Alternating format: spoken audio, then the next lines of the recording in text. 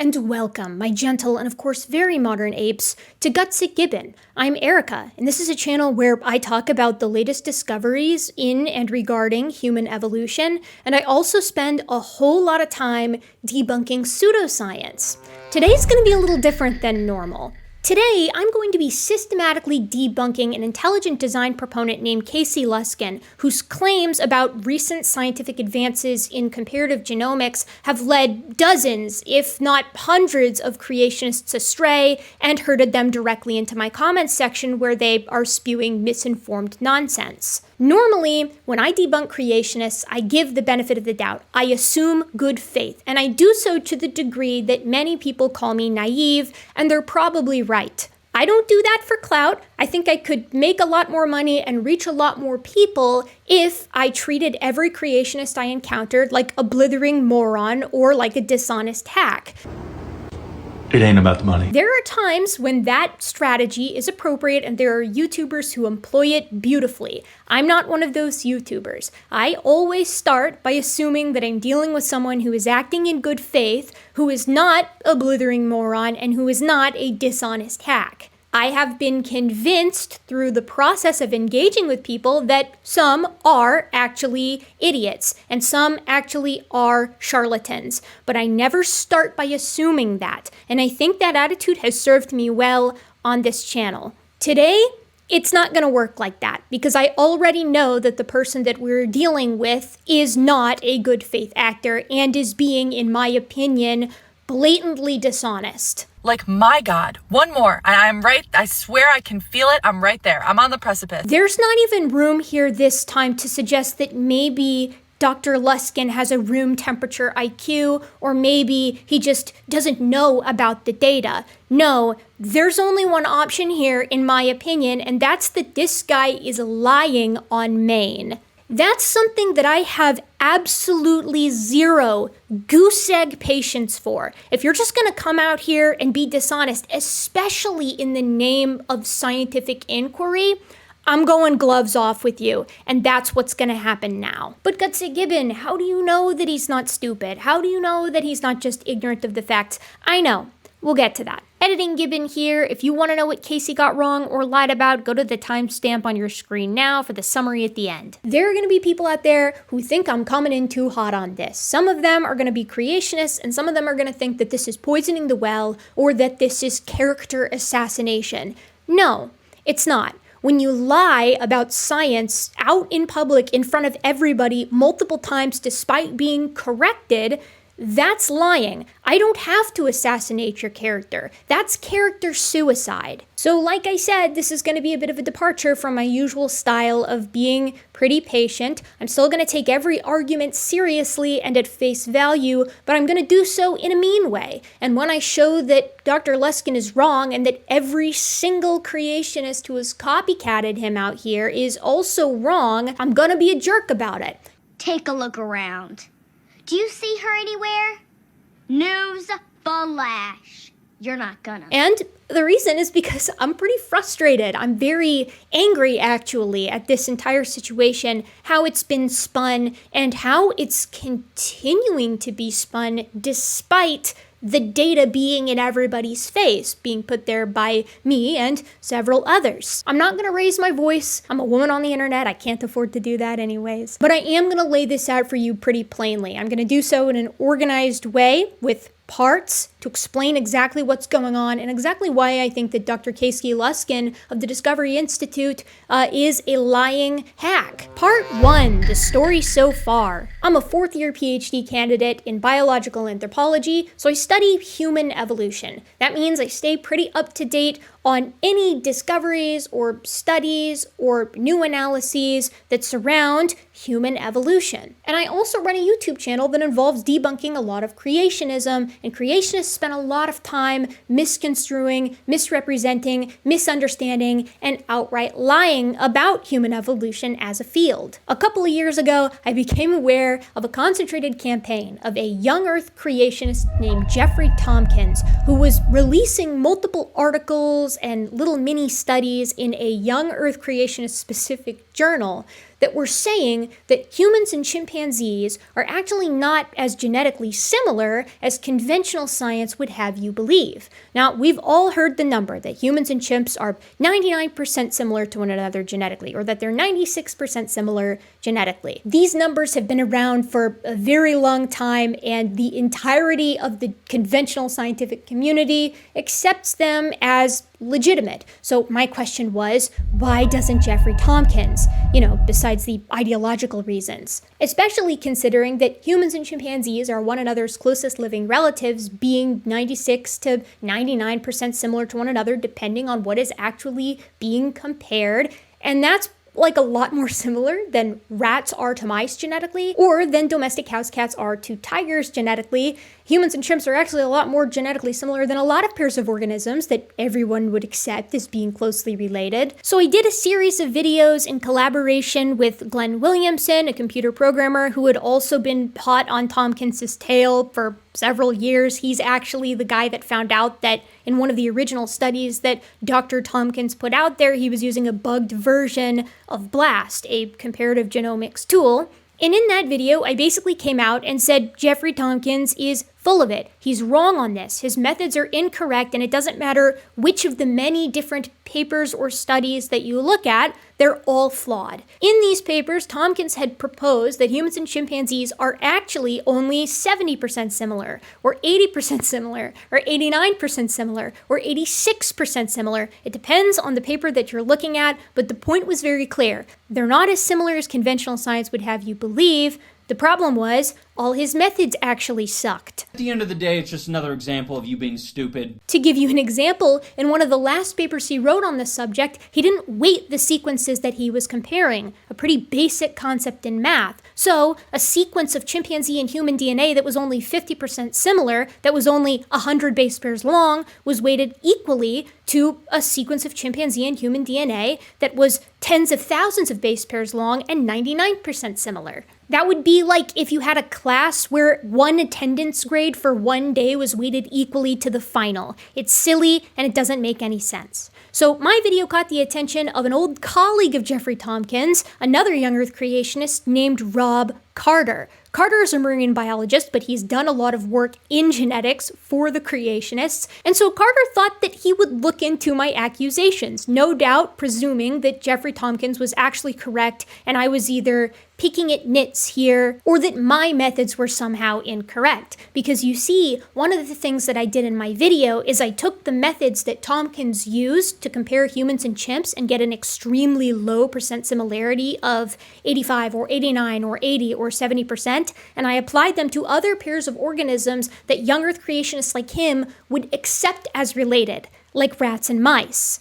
Dr. Carter's initial response was a pretty short one, where he was basically like, this isn't really the question that we should be asking, and besides, Erica made some mistakes in her analysis anyways, and my audience absolutely crucified him for that, because he never elaborated on what those mistakes were in that video. Now, on the other hand, she's trying to analyze his work in genetics, and she's making some subtle mistakes of her own, which I'm not going to go into, but it's clear that she's not a geneticist. I responded to that with a video of my own, calling him out for that, making fun of him for it, and so Dr. Carter, in response to that, proceeded to download BLAST, learn it, and try to replicate my results and also Jeffrey Tompkins' results in order to actually get to the bottom of this thing. Something that I have a lot of respect for, and I've praised him for on this channel many, many times. People in the comments praise him for it too, and they should, because it was a really cool and brave thing to do. Not to mention extremely labor intensive, as I know well myself. Carter would compile his results into 3 videos that were all pretty long on his YouTube channel, Biblical Genetics, as well as in a write-up for the creationist organization that he works for, Creation Ministries International. And he found 2 things. The first is that I'd made some mistakes in my initial analysis. This spurred me to rerun absolutely everything the right way, and it didn't impact my results. Here's a little screen grab from a write-up I did on this subject, with the good methodology here being standard parameters in BLAST compared to Jeffrey Tompkins' methods, and I hope you can see just from a quick glance, although you can pause it if you want to look a bit longer, humans and chimpanzees are more closely related by either method than pairs of organisms that creationists like Tompkins would insist are related, like rats and mice, dogs and foxes, lions and lynx, or all of baboons and macaques. The second thing that he found out, and this is the more important one to me since it's the point of this whole thing, is that Jeffrey Tompkins was incorrect in the methodology for comparing humans and chimpanzees every single time, in all of the years, in all of the studies. And I agree with you on some of the most important parts, but there's a couple of things that I'm going to say in a little bit. And I have a lot of respect for Dr. Carter for talking about that and writing it up. I talked about his video coverage of the subject in a video, pompously titled, "I Killed This Creationist Argument," because I truly did believe that this was the end of things. I'll add that I did actually kill that argument. You don't see anybody citing Jeffrey Tompkins anymore, but none of their ideas actually stay dead. Truly. I know this for a fact because for a larger video that I've been working on for many months now, I've been reading the writings of the diluvialists of the 1800s, George McCready Price, Whitcomb and Morris, Duane Gish, all of the guys in between all of those guys, and the arguments are the same. They haven't changed in hundreds of years in the case of intelligent design. That was Cicero's first. In the video, I talk about how the fact that Rob Carter now accepts that humans and chimps are not 85% similar or 89% similar or 70% similar, and the fact that we aren't seeing Jeffrey Tompkins' arguments pop up anymore in all of the major creationist circles, I guess except for Jeffrey Tompkins himself, supported the notion that this argument was dead, and that part of the reason it was dead was because I'd made a video on it, Carter had investigated that video, and came to agree with me. Sadly, I'm going to have to contradict some of the most important papers so far written by our side. Because the information is the information, data or data, and you have to take it at face value, and you have to say, okay, this is what we have, now we can have a conversation. What? A young Earth creationist systematically debunking another young Earth creationist gave the rest of them license to just accept the number, to quit parroting Tompkins' ideas as anything other than a series of mistakes across 2 decades, and to appeal to common design as the reason why humans and chimps are just oh so similar as opposed to sharing a common ancestor. And that was to be the end of it for about a week. Part 2, the paper.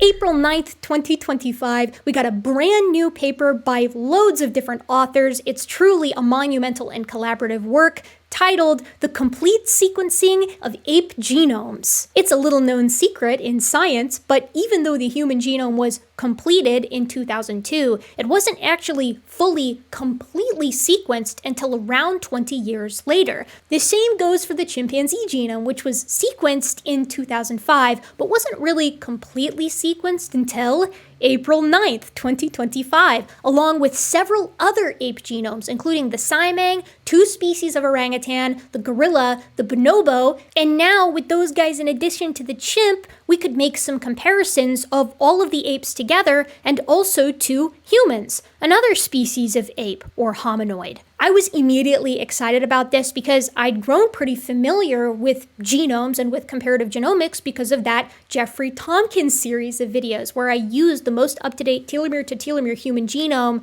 and the most up-to-date genomes for some of the other critters, but nothing was like as complete as the human. So I knew that the resolution would only get better, but that I would have to wait on complete sequencing to actually finish. I was interested and I knew I would end up making a video on it. So once the paper came out, I read it and I started scripting. I want to make something really clear here. When I read the paper the first time, I had no idea that the creationists would latch onto it as they did, because to me, it was very antithetical to what it was that they were trying to show, that humans and chimpanzees are these two really, really different organisms that are separately created and aren't related by common ancestor. They don't share a common ancestor. Humans aren't apes, blah, blah, blah, blah, blah. The usual stuff that you see from creationists.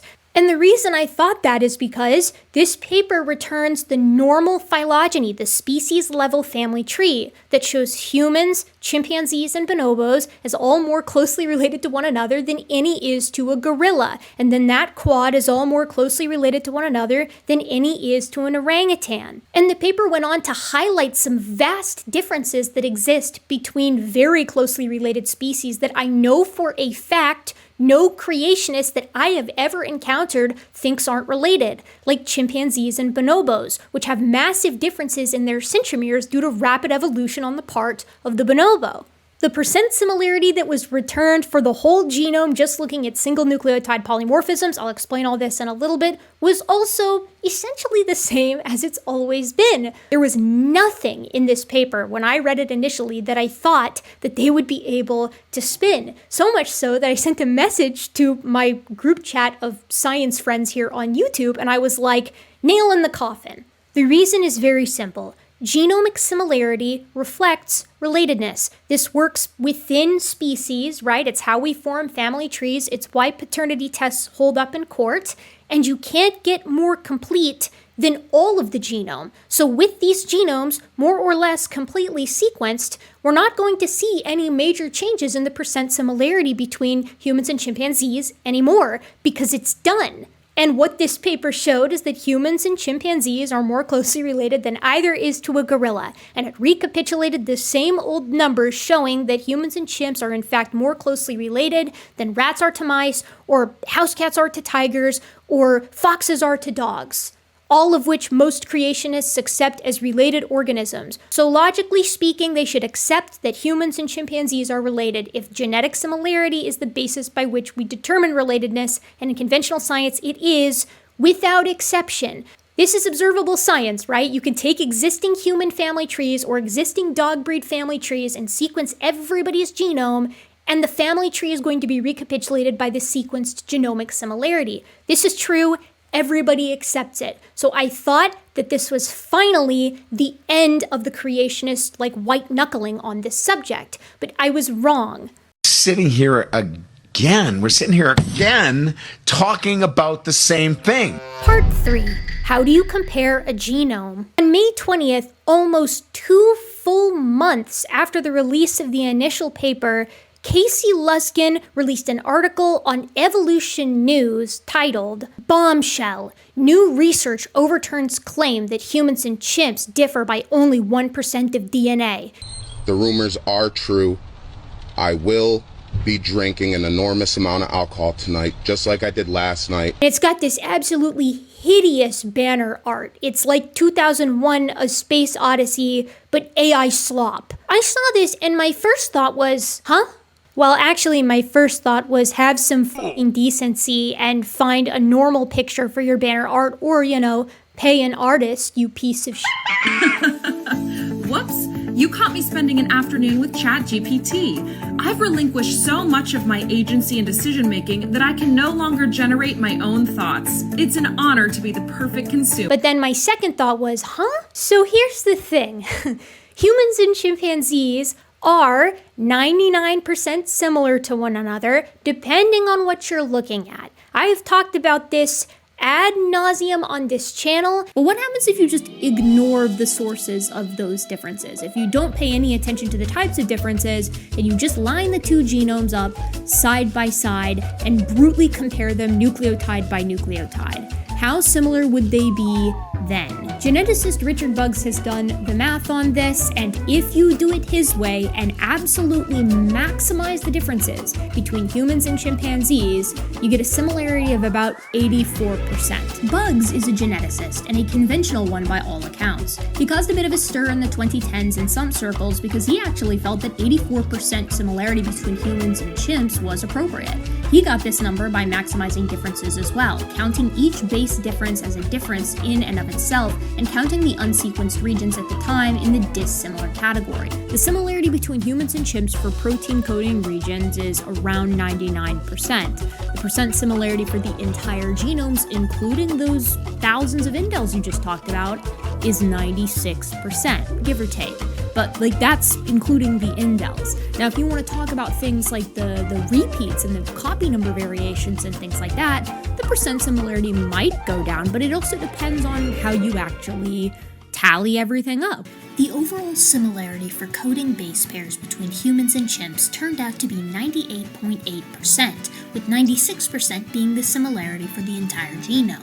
And other people have talked about it ad nauseum elsewhere. It is common knowledge in comparative genomics, and I was taught it in an undergraduate genetics class, that the percent similarity between two organisms across their entire genomes depends on what you are comparing. I went in depth on this topic in this video here, but the short summary is that your genome is the entire set of the genetic information that tells your body and cells how to make and maintain you. As I said earlier, genomic similarity is definitionally tied to relatedness in organisms. That is accepted across the board. And part of this is because when something reproduces, when say a human reproduces, it passes on its genetic material to its offspring. But that genetic material isn't identical due to a process in meiosis called recombination and due to mutations. A mutation is an error during DNA replication or protein synthesis that causes some kind of permanent change to the DNA in question. If mutations happen in sex cells, the gametes, then it can be passed on to the offspring. It can persist and contribute to the differences between parent and offspring when comparing their full genomes. Your DNA is made up of 4 base pairs: A's, T's, C's, and G's. This stands for adenine, thymine, cytosine, and guanine, and they pair in predictable ways to make up that classic cartoon twisty ladder. A's with T's and C's with G's. This is why typically when we're talking about DNA, you'll see a sequence represented as a string of letters. Comparative genomics, though, is complicated, as I outlined in this video in depth, but as I've talked about in depth in many other videos as well. I'm going to steal a clip from that video and put it here just so you know how difficult it is to actually compare genomes. And so you know what we mean when we say two organisms are X% similar to one another, and how that number might change depending on what you're comparing.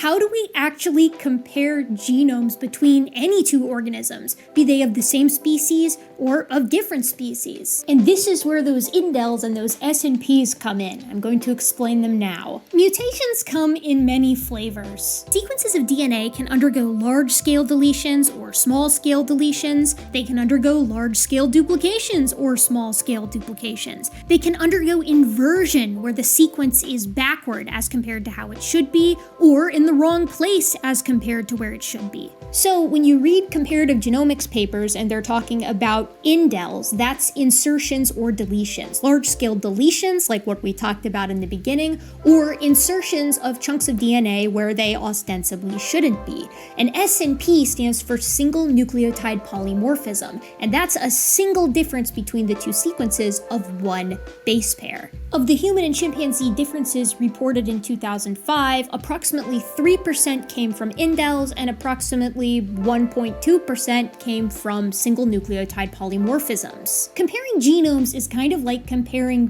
books. So keeping with that analogy, let's do some comparisons with a sentence that is often attributed to Charles Darwin. Whilst man, however well behaved, at best is but a monkey shaved. This sentence has 12 words and 67 characters, counting quotes, spaces, commas, and letters. If I compare it to itself, these two sentences, as represented on your screen, are 100% similar to one another. Same number of words, same number of characters, in the correct order, the whole 9 yards. But let's mutate our second sentence a little bit and see how it impacts our percent similarity, depending on how we calculate it. I've deleted the word well from the second sentence. So now it's exactly 5 characters shorter than the first sentence, a space plus W-E-L-L. How similar are these two sentences now? Well, it depends on how we're comparing them. A program trying to compare two different genomes, or even just sequences of DNA, has to first align them so it can actually run the comparison. And we're gonna see a problem right away. Alignment is easy when the two sentences have the same number of characters or words. You just put them right up next to each other. Let's change the word monkey to the word donkey. Alignment is still a piece of cake because the word number and character number is the same, even though the percent similarity has changed. As you can see too, the percent similarity for the word count is way lower now as compared to character count, because donkey is a completely separate word from monkey, but if we're separating everything out into characters, it's just one change of M to D. Which one should we use? Put a pin in that. Let's go back to our comparison between the two sentences where the second sentence has the word well and a space deleted. If we align them by brute word count or by brute character count, we run into problems immediately. In this basic alignment, after the word however, no characters and no words match between the two sentences. The reason is simple. The deletion in the second sentence offset everything, so it seems like there's no similarity, when in reality the similarity is there, it's just slightly shifted in one direction. Luckily, most tools for genomic comparison have the ability to make alignments and take this kind of difference into account. If our alignment software is capable of this, we can get some actual numbers. So let's have our alignment take this into account, as most softwares can. Now that our sequences are properly aligned, what kind of numbers do we see? In word count, the first sentence is 1 word longer than the second, and in character count, the first sentence is 5 characters longer than the second. So sentence 1 is about 92.5% similar to sentence 2 if we're looking at character count, but about 91.6% similar if we're looking at word count. But sentence 2 is 100% similar to sentence 1 because it can be found in its entirety within it, whether we're looking at characters or words. So how similar are these two sentences? What if instead of deleting the word well from our second sentence, we duplicated it? Assuming we align them in a reasonable way, now the first sentence is 100% identical to the second sentence, but the second sentence has 5 extra characters and 1 extra word. But this is a little bit different from the deletion, isn't it? Because the word well, as well as the characters that make well up, are actually found in the first sentence. They're just there twice in the second. Let's pretend that words are genes for a moment and that letters represent base pairs. The gene content is 100% identical between the two, but the sequence identity is a little screwy because 1 word is duplicated in the second sentence. Even though the genes are the same, sentence 2 just has 2 of the well gene, the character number is now 5 characters longer. So how similar are these sentences? Let's get really annoying. What if we just invert well? Same situation where the alignability is 100%, it's easy, but 1 word is inverted. There is a 4-character difference and 1 word difference between the two sentences. But let's pretend that we're calculating similarity on the basis of just character count. Even though the characters are different by 4 full characters between the two sentences, should we count that difference as 4 differences? Or should we count it as 1? The inversion, since it's so easy to spot. Intuitively, I think we want to say, well, it's 4 differences, count it as 4 differences, but that quickly unravels. Genomes are annoying, and mutations are unpredictable. Sometimes enormous portions of the genomes can change with just a single mutation. What if we inverted the entire second sentence? Are we really going to say that these two things are only 2 to 3% similar to one another, even when we know the specific single mutation that caused such disarray? You can see how quickly this kind of thing can get out of hand if you pay no heed to the types of mutations at play. You can immediately see, as anybody that has ever looked into genetics even a little bit, that there are many ways to compare sequences of DNA, and those different ways are going to give you different answers. So how similar are humans and chimpanzees using the various different methods of comparison? Let's get into this a little bit, and I'm going to put some comparative numbers up here for other pairs of organisms as we talk about humans and chimps. To be transparent, the reason is because creationists accept by and large that the pairs that I'm going to show up here are in fact related, and all of them, regardless of the method of comparison, are lower in genetic similarity compared to humans and chimpanzees, meaning that for a creationist, even an intelligent design proponent, if genetics allows these pairs to be related, then humans and chimps are related as well. The protein coding portions of the genome are typically thought of as the most functional portions of the genome because they make proteins. It's the most vital region for making and maintaining you. But this region only makes up around 2% of the entire genome. When it comes to protein coding regions, humans and chimpanzees are more than 99% similar to one another. When it comes to the entire genome, as aligned, looking at single nucleotide polymorphisms, they're about 99% similar. Again, about 98.8% really. If you take large-scale insertions and deletions into account, humans and chimpanzees are about 96% similar. These are three very different ways of comparing genomes, and you can look at any organism and use any of the three. Protein coding is always going to be the highest. Those are conserved regions that are really important to organisms, so they're unlikely to change very much. Whole genome, just looking at single nucleotide polymorphisms, is going to be the second highest, and if you take into account large-scale insertions and deletions, using a comparative genomics program that can put placeholders in so that these regions can actually be compared, you're going to get a little lower than the SNP only comparison of the full genome.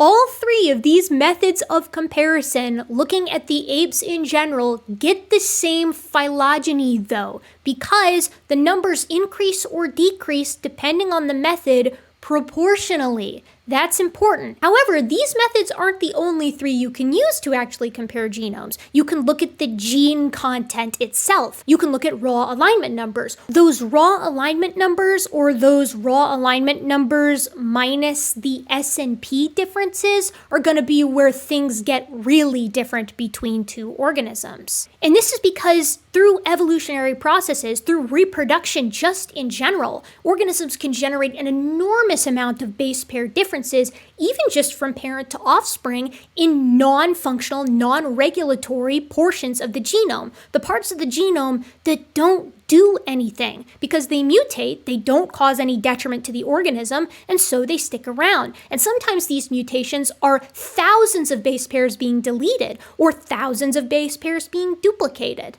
There's obviously a punchline there, but give it a minute. As I've said many times on this channel, in many different videos, if you look at a nucleotide by nucleotide base level comparison, paying no heed to the type of mutation in question and counting every difference as a difference, you can end up with about 85% as the percent similarity between humans and chimpanzees. But that raw alignment number minus the SNP differences is rarely reported as the actual percent similarity between two organisms because it's always so much larger than the percent identity for any other method of comparison. And because it's not really telling us anything. It's not really an accurate portrayal of the similarity between two given organisms because so many of those differences can occur and accumulate within the same species. And sometimes even in one generation. Again, punchline later. I gave an example of the other video where when the tiger and domestic house cat and a bunch of other felid genomes were initially sequenced,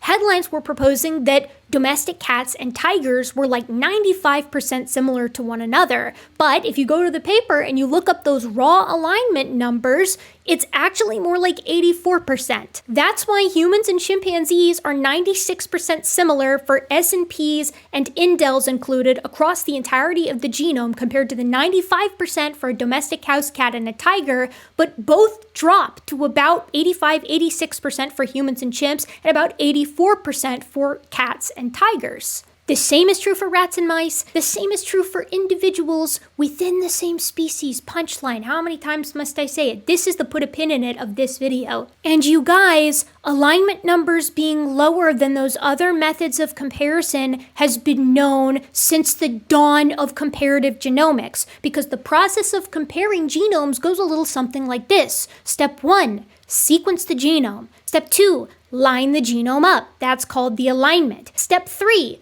compare the portions that were capable of being aligned. Remember from the demonstration with the sentences a little bit ago about how difficult it is to align genomes when there's been large-scale duplications or deletions or inversions, all of which are not uncommon and in fact in some cases are very common in organisms, even ones that are closely related. For this reason, comparative genomics papers have to report the portions of the genome that were sequenced, the portions of the genome that were aligned, and the percent similarity for those aligned regions. meaning you're gonna get all the numbers, at least in most of the papers that I've seen. In this video, again, I go over the history of comparative genomics in apes, and I point out in some of the major papers what the alignment numbers were, what the percent similarities were for various different methods, the whole 9 yards. And in older videos on the topic, stretching back years now, I bring up the different numbers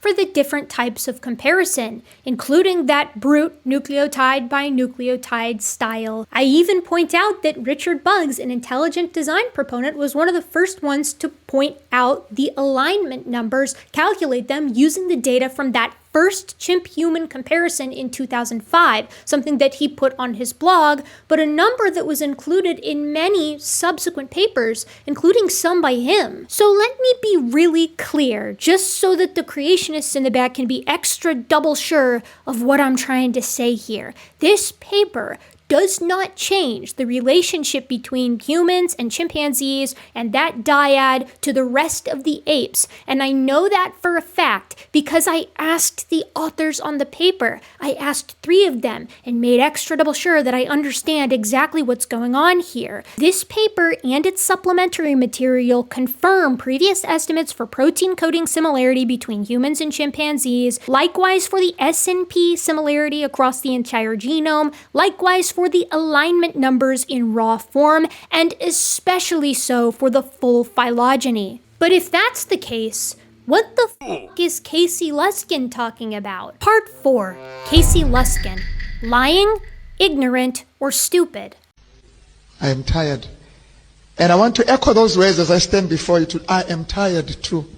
We are tired, beloved. So Dr. Casey Luskin probably isn't stupid. He got his PhD in geology, and I believe he's also a lawyer, so he's certainly capable of researching things and doing real science. He also holds high-ranking administrative positions at the Discovery Institute's Center for Science and Culture. He is an intelligent design proponent. So Casey Luskin believes that the Earth is in fact very ancient, but he believes in some form, I guess, of progressive creation, meaning he doesn't accept human evolution, he doesn't accept a common ancestor that humans have with chimpanzees, and so, for obvious reasons, the high percent similarity between humans and chimps compared to other organisms he would accept as related is very problematic to him. He's actually been railing against common ancestry for the past couple of years, so it was particularly surprising to me to see him being the point on this new paper, given this paper is so problematic for creationists of all stripes, including the Discovery Institute and intelligent design. It's worth noting, obviously, that the Discovery Institute and the Center for Science and Culture is like a decently far-right think tank that mostly utilizes intelligent design as a wedge, if you will, to win the culture war in the United States. Not to be too blunt, but they are directly implicated in being a part of Project 2025, which is directly responsible for gutting science in the United States. And allegedly they are trying to scrub the evidence of that, so sing it from the rooftops. Discovery Institute is associated with Project 2025. Center for Science and Culture, my ass. People have talked a lot about this, and I will too on this channel. But we're actually focused on Dr. Luskin today, and I've actually tangled with Casey before, just not directly. I was responsible for consulting the Discovery Institute video on Casey Luskin that Professor Dave did, because Casey very frequently wades into my formal area of expertise, which is biological anthropology, and he is notoriously awful when it comes to dealing with the fossil record. And we'll talk about it later if we have time, but he's also been blatantly dishonest with that area too. For instance, to try to cast doubt on the bipedalism and transitional nature of Lucy and her genus Australopithecus, Luskin portrays the reconstruction of Lucy's pelvis as a dishonest one involving a buzzsaw that chopped the fossil up to make it seem like it belonged to a biped, when really Lucy was just another knuckle-walking ape. Luskin reiterates this accusation himself. And so in Lucy's pelvis had to be reconstructed using quite a bit of evolutionary interpretation and imagination. As I've said before on this channel, you can't actually force Lucy's pelvis into the orientation and morphology of a chimpanzee's. There's not enough bone. It would be anatomically impossible, and the organism would be incapable of moving at all. But better yet, additional discoveries of pelvis from genus Australopithecus confirm that her reconstruction was in fact correct and did belong to that of a biped. Hilariously, Dave reached out to Dr. Owen Lovejoy, a paleoanthropologist who has always worked closely with Lucy, and asked him his opinion on Luskin's representation of the situation. What does Dr. Lovejoy think of all this? Perhaps he has a comment. Indeed he does. I have rarely seen such colossal dishonesty in any film or video that I have ever seen. It's amazing but terribly disheartening for the future of science that there are organized groups dispensing such trash. Sincerely, Owen. Which obviously has colored my view of him ever since. He's also just bungled topics in human evolution before, which isn't good because he's a geologist and his odds of getting paleontology right seem like they should be better than his odds of getting genetics right, since he's a geologist talking about genetics in this first article of 16. I wonder how he will fare. You're aware of what the paper said, at least in broad strokes, and I've already gone over it in depth once on this channel. Let's see what Casey has to say, and maybe wade back in ourselves just a little bit. Now, I've already read this monstrosity, so I already know where it's going. I'll read it with you so we can experience it again together. He starts off, how many times have you heard it said that human and chimpanzee genomes are so similar that they are only 1% different at the level of their DNA? This shows, we were told, not only that humans and chimps share common ancestry, but that humans aren't all that special, which is a common talking point in science journalism and other public discussions. After all, we're just slightly modified chimps. This fact has been discussed so much that it has become what the late biologist Jonathan Wells famously called an icon of evolution. There's actually stuff that's wrong in this first paragraph, unbelievably. Can't wait for more! And it's not even evidently the stuff that Luskin is quoting other people for, right? So this 1% difference, remember, this is the difference for protein coding similarities or the entire genome just taking into account S and Ps. But I've also seen that 96% number all over the place, which is the whole genome with S and Ps plus indels. So this is not the entire story, and given this is a bombshell that is supposed to be overturning the entirety of what we know about this subject, he should be giving you the full background. That's responsible science communication. He says this shows, we were told, not only that humans and chimps share common ancestry, but that humans aren't all that special, which is a common talking point in science journalism and other public discussions. The close similarity does necessitate common ancestry. Unless a common designer is being deceptive, then by the same metrics that humans and chimps share a common ancestor, rats and mice share a common ancestor, or tigers and domestic house cats do, or dogs and foxes do. If you accept those latter three pairs on the basis of genetics, then you must accept the former. And the reason is very simple, because genetic similarity is intrinsically linked to relatedness, because it's tied to reproduction. We already discussed all this. He says, after all, we're just slightly modified chimps.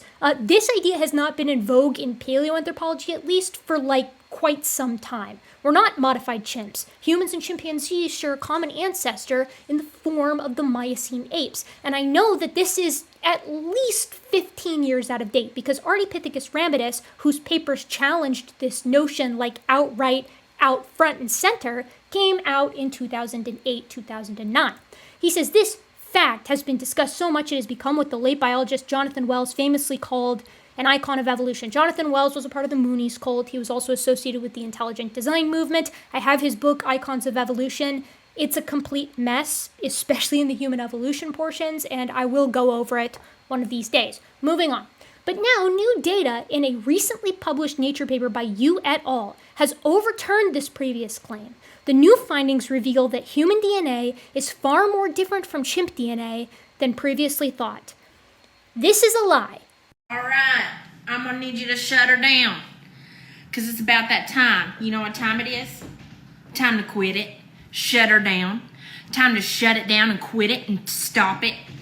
It's quitting time. The paper is right here. It's open access. Any of you out there can go read it, and any of you out there can go access the supplemental information and the supplementary GitHub to check the work that you're going to see by me over the course of the remainder of this video. But right off the bat, in addition to speaking to the authors myself, it's just evident by looking at the figures or reading the text. The protein coding similarity is reported as 99 to 99.6% at the higher end. You can see a chromosome level comparison here, and we recapitulate again the same old classic phylogenetic tree where humans, chimpanzees, and bonobos form a triad here. Down here, Homo sapiens is H. sap, Pan paniscus is here, and Pan troglodytes is here, to the exclusion of gorillas, and then they're a quad to the exclusion of the orangutans, Pongo abellii and Pongo pygmaeus, and then all of them are a single group of hominids to the exclusion of Symphalangus syndactylus, the Simang. Anybody can access that. It is not a mystery, and just from reading the abstract, you know that these data are not turning like the scientific world on its head. There is nothing in this abstract, there is nothing in the body, there is nothing in the discussion or the results about humans and chimpanzees being more different than previously thought. I need to make that clear.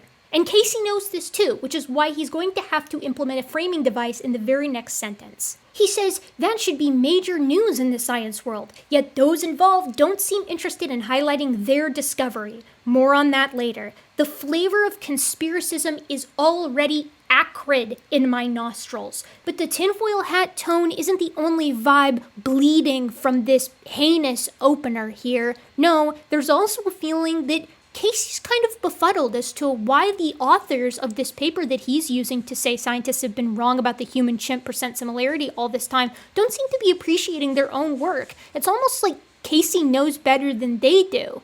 I've seen creationists do this a lot, where they take a paper that they want to say one thing, and they sort of force it to say that thing, but they can't get the author to support them on that notion, so they're kind of just like, it's weird that the authors aren't pointing out the significance of this thing that supports creationism. And it's like, have you ever considered that maybe they're not pointing it out because it doesn't support creationism, and it's not saying what you think it's saying? Unfriendly reminder.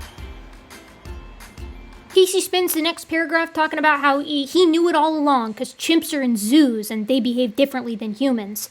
Yes, humans and chimps are not the same thing. We're both apes, we have different niches that we occupy, and we've had different niches that our lineages have respectively occupied, and those niches have changed too over the years for the past 7 million years. So no, we're not identical, but there's nothing that humans do that is categorically different from what other apes do. We dial some things up to 11, but there's nothing categorically different. I've talked about this a lot on the channel too.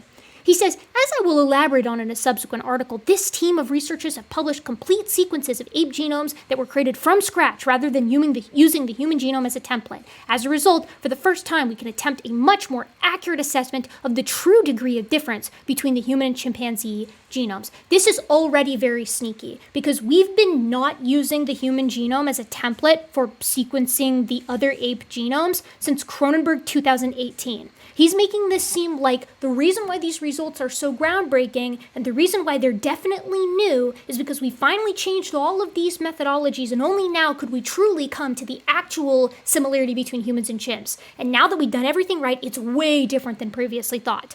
That's also a lie. And it's gonna be bad the whole time? Nice! Here's that Cronenberg 2018 paper, and you can see how they talk about building these contiguous sequences from scratch. And what's really interesting is that according to two different creationists, these contiguous sequences and some of the drafts that came later before the telomere to telomere assembly were nearly complete. So then according to conventional science and two separate creationists, who I won't name unless I have to, but one's a young earther and one's an old earther, we had these nearly complete, nearly telomere to telomere ape genomes prior to this newest paper, and they weren't humanized, they were assembled from scratch. So then prior to this paper, we would have had very close estimates to what the numbers should be for all different modes of comparison, brute raw alignment to protein coding. boy, yeah, we got this paper right here. It'd be really crazy if I could just go into that paper and pretty easily find the estimates for alignment or protein coding similarity. And it'd be really wild if those numbers matched the ones that we have from this newest paper, because that would imply that the results are not actually groundbreaking. They're a more precise estimate that maps quite closely with previous estimates. Boy, I sure hope that doesn't happen. I hope that for Casey's sake. That's called foreshadowing. Let's continue.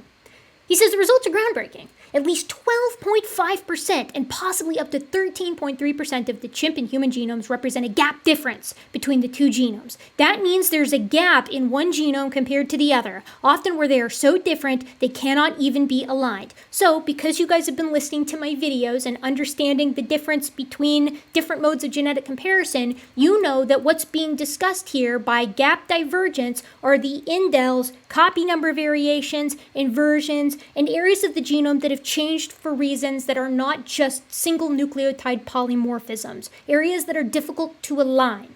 He goes on and says there are also significant alignable sections of the two genomes that show short nucleotide variations, which differ by only 1.5%. This is his acquiescence that the number for percent similarity of the entire genome, just looking at SNPs or SNVs here, is still like 1.5, 1.23%.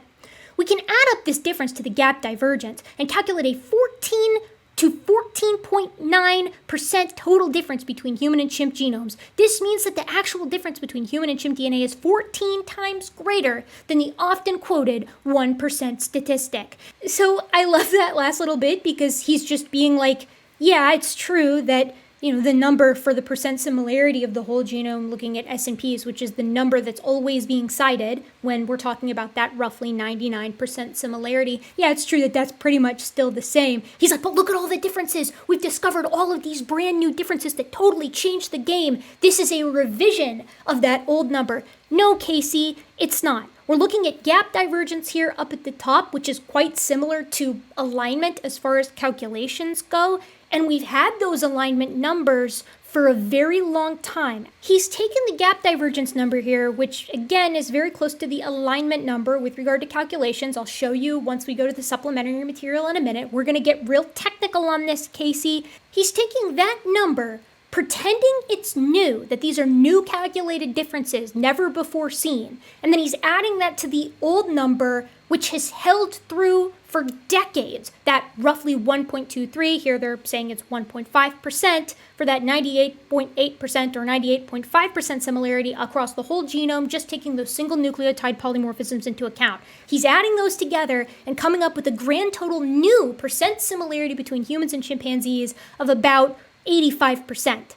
That is a lie. Cringe. Let's pause and sum it up for the people who are only kind of paying attention. That's okay. I know my videos make good fodder for cleaning your house. First, Casey Luskin lies about the methodology, making it seem like this is the first time that we've ever used non-humanized, from-scratch ape genomes. That's not true, and the evidence is found in the outline that precedes the abstract in a 2018 paper by Cronenberg and colleagues. 2, he lies about the completeness of previous genomes, saying that this is the first time that we're able to glean an understanding of how similar humans and chimpanzees really are. These new complete genomes, telomere to telomere, are absolutely better, but they were mostly filling out additional repetitive regions that hadn't been touched yet for chimpanzees. The bulk of the work was on these ape genomes that were really incomplete, like the Sumatran and Bornean orangutan or the Siamang. All you need to do to support that is to look at the previous drafts of the chimpanzee genome on NCBI. Or you can consult the work of somebody who's probably sympathetic to your cause, who's actually done some work regarding this subject,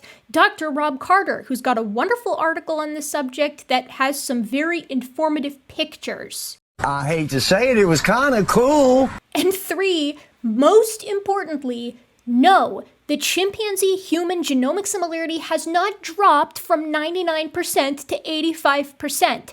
That is a lie. Those are 2 separate measurements that have existed for many years now, with the 85% being the alignment number, essentially, minus the single nucleotide polymorphism number, and the 99% either being the protein coding similarity or the percent similarity across the whole genome, just taking single nucleotide polymorphisms into account. The 96% number is another type of comparison still, but the problem is those are all 4 different types of comparing 2 separate genomes. One didn't become another here, Casey. And honestly, for you to say that suggests you are either ignorant of the history of this and of the methodologies and really of genetics in general, or that you're lying about it. And I think it's the latter, because I know for a fact that you know about that 84-85% number. Richard Buggs is a friend of yours, and he's the one who first pointed it out in 2008. Quick Richard Buggs sidebar here, because he's going to be important later on. Richard Buggs is a molecular ecologist, if memory serves. He's certainly qualified to do genomic comparisons. He has done them before. He's got a presence in conventional literature. Good. As I said earlier, Richard Buggs was one of the first ones to point out that you can take the data from that original 2005 paper and get the raw alignment numbers for humans and chimpanzees. And at the time, he erroneously calculated that to be 70% because he thought the genomes were more complete than they actually were. He would revise this number in 2018 when Cronenberg 2018 came out and argue that humans and chimpanzees have alignment percentages of about 84%. And additionally, he would go on to argue that that's probably the number that we should be using when we ask the question, how genomically similar are humans and chimpanzees? Now, strikingly, it's not the number that we use for any pair of any organisms across comparative genomics. I've talked about Buggs in previous videos because he's often utilized by creationists of all stripes back when Jeffrey Tompkins was pushing his number of 70% or 89% or 80% or 86% because it looked like Richard Buggs' work corroborated that of Jeffrey Tompkins. As we found out, Tompkins' methods were just bad all on their own, and any corroboration with Richard Buggs was simply coincidence, especially because he had like 5 different numbers. The way I pitched Richard Buggs to my audience was the way that I understood him, as a religiously ambiguous researcher who just felt that the alignment number was the most honest number to present, and that it should be presented for all pairs of organisms, as opposed to protein coding similarity, or SNPs, or indels, or whatever. I was wrong on that, and I feel like it's my obligation to tell you that I have since discovered that Richard Buggs is actually, evidently, an intelligent design proponent, or at least very friendly to it. Buggs has been nothing but friendly and transparent and helpful in our email exchanges, so I hate that I have to say that it does kind of color my opinion on his perspective that the alignment numbers should be the numbers that we should use when we talk about percent similarity. I had always thought that it was kind of odd that he held that perspective given his background as a molecular ecologist, because the rest of all of comparative genomics didn't use the alignment number when we were discussing percent similarity. Like I showed before with the tiger and cat example, you just don't really see it as the number that's reported for how similar are these two organisms, because for reasons that we're going to talk about in a moment, it's quite uninformative ultimately. But I chalked it up to personal preference, and it turns out that's not the case. Buggs' writings kind of elucidate his perspective a little bit more. I don't think he likes the idea of being super closely related to chimpanzees, and that combined with him being an intelligent design proponent, unfortunately, does make me see him a little differently. And I wish that that wasn't the case, but when somebody has sort of theological motivations, it's tough to get around that. I don't think it has any bearing on the conventional work that he does insofar as I can tell, but I do think that it probably has bearing on his perspective, at least for this issue, and on his motivations for pursuing this issue so voraciously through the years. Still, the data are the data, and those alignment numbers do exist, and they're lower than the percent similarity when we exclude things like copy number variations or inversions, and Richard Buggs has done a lot of work to hash out what those numbers actually look like, both in the past and in the present. That should be commended. And frankly, I think that those numbers should be available for everybody to see alongside all of the other numbers.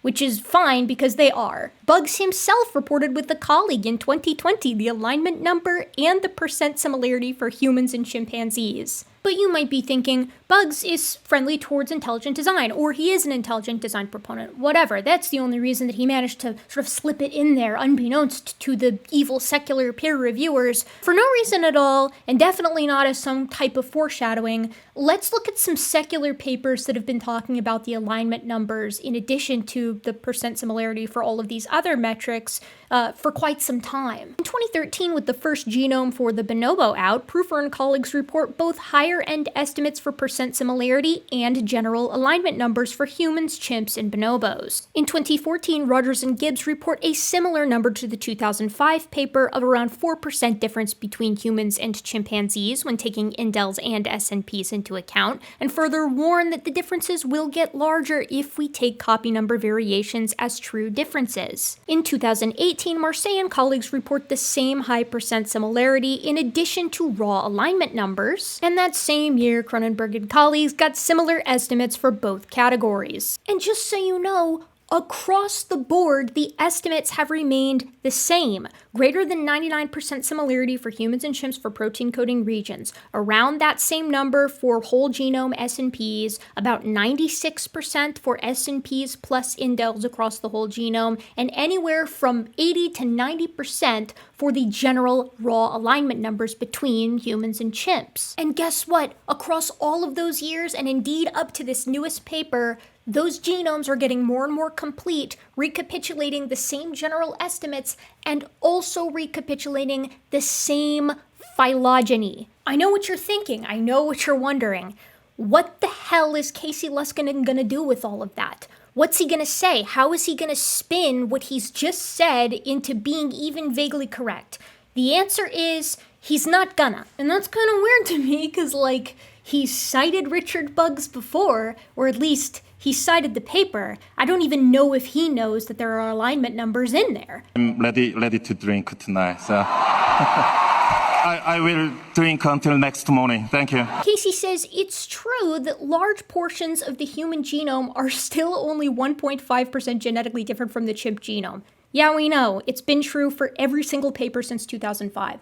We'll explore what that means in a subsequent post, but the new data reveal just how little this one fact tells us about the overall picture. That's why geneticists have been reporting all of the numbers every single time. We now know that major portions of the two genomes, 12.5% to 13.3% of the human genome, in fact, are so different that arguably the sections are unalignable and or not directly present in one genome or another. What does he mean arguably here? This is what I mean when I say I don't think he actually knows what any of this means. That's being hyperbolic. I don't think he knows what most of this means. Well, I should be clear. I don't think he knew what it meant when he first wrote that article. I think he knows now. That's part of why I think he's a liar, because he's not revising any of these old articles. But to be perfectly honest, none of that, none of what we've gone over so far is as egregious as what he does next. In the section titled Burying the Lead. Luskin starts off in Burying the Lead saying one peculiar thing about the research just published is that nowhere in the technical paper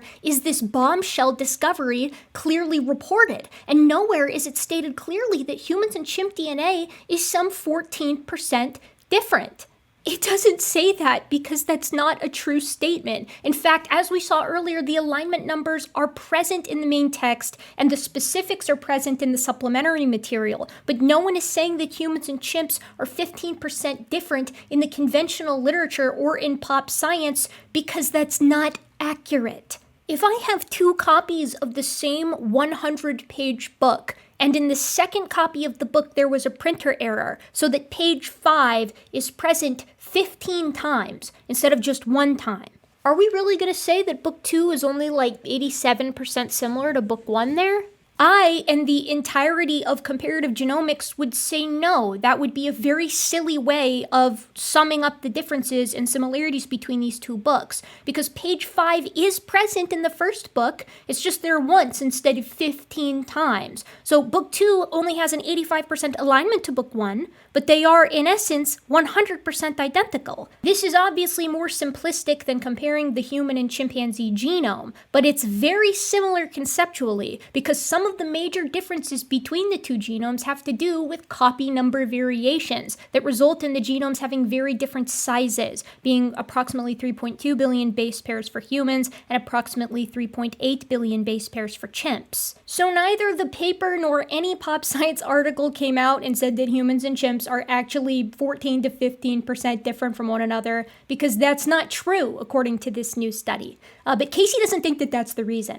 He says even in an explainer article in Nature, which usually do a great job of translating technical findings for the average scientist, does not mention this huge finding. You have to dig deep into the supplementary data to find it, and even then, it is opaquely stated in technical jargon. So first of all, it's not obscured in the main text, it's right here. It's talking about alignment, right? Casey's problem is that I don't think he understands or understood when he wrote this, at the very least, what the difference is between alignments and sequence identity after the genomes have been aligned. Furthermore, it's not hard to find in the supplementary material, which is, again, open access and free. And I actually think that it does a pretty good job explaining what's going on with these figures that Casey is preparing to utilize.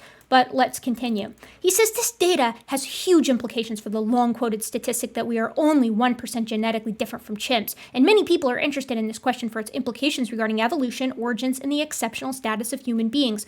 Again, I'd like to remind you, and I'm going to do this every time, the numbers haven't changed, right? Casey wants to compare apples to oranges here, and he's wrong for doing that. None of this has any bearing on our understanding of the human-chimpanzee relationship, and I was told that point blank by one of the authors. Yet the papers almost seemed like they wanted to obscure the numbers, making them hard to find for the reader, whether scientist or layman. So you already know where this is going, don't you? How hard would it have been for the original Nature paper, or even better, the explainer article, to say that this new data shows that the human and chimpanzee genomes are more like 14% to 15% different rather than 1%?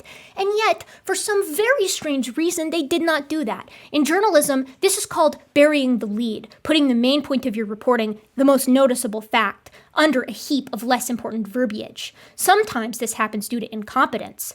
Other times, it's deliberate. Nothing this guy can say or do from this point forward that will convince me that he's not an absolute insufferable douchebag. Casey, your ignorance on the difference between alignment versus sequence identity and on the history of reporting in genetics on these subjects absolutely does not give you the right to accuse the authors of either the main text or subsequent pop science articles of lying. Now, I said that Casey Luskin is lying a lot in this article, and I'm saying lying instead of making mistakes and being ignorant because, as I said earlier, he has written over a dozen additional articles in addition to this one, because so many science communicators have responded to this initial article and tried to explain to Dr. Luskin why he's wrong here, and yet he persists. There is no beating around the bush. There is no misunderstanding in this first article. He outright says that these results are new, that they replace the old 99% number because he doesn't know the history of the subject, and he pretty strongly implies that the authors and the pop science articles covering this paper are lying to try to hold tight to what? The 1% number? That's not even the only number that is reported? And in fact, on the basis of that 96%, we have entire conventional scientific articles called The Myth of 1%, saying that we need to be talking about the different types of comparisons in addition to the different percent similarities, so everybody knows what everybody is talking about. You're not the first person to coin the myth of 1%, Casey. Personally, I would be wildly offended if someone's ignorance on a topic caused them to accuse me of lying about my own work. Shame on you. Next, Casey is going to go over a bunch of times that the 1% myth has been spouted, basically how ubiquitous it is, and he doesn't seem to understand that he is not helping his case here. First, he has this quote from Bill Nye's book Undeniable, where Bill Nye says, as our understanding of DNA has increased, we've come to understand that we share around 98.8% of our gene sequence with chimpanzees. That's gene sequence, right? That number is still around 99%, Dr. Luskin. That's not the same as the alignment number. So why is this quote being included in here as if this is something that has changed? Next, he has a bit from the Smithsonian where he takes issue with this plaque that says 98.8% genetically similar. It's a plaque. It's not going to specify the details as much as you might like it. But hilariously, the portion that they're taking issue with on the website actually clarifies things and again doesn't help Casey's case. While the genetic difference between individual humans today is minuscule, about 0.1% on average, study of the same aspects of the chimpanzee genome indicates a difference of about 1.2%. That's what's letting you know that we're specifically looking at the difference between humans and chimpanzees across the alignable portions of the genome and only taking into account single nucleotide polymorphism differences, which between humans and chimps is about 1.23% or something along those lines. Between humans and humans, it is about 0.1%.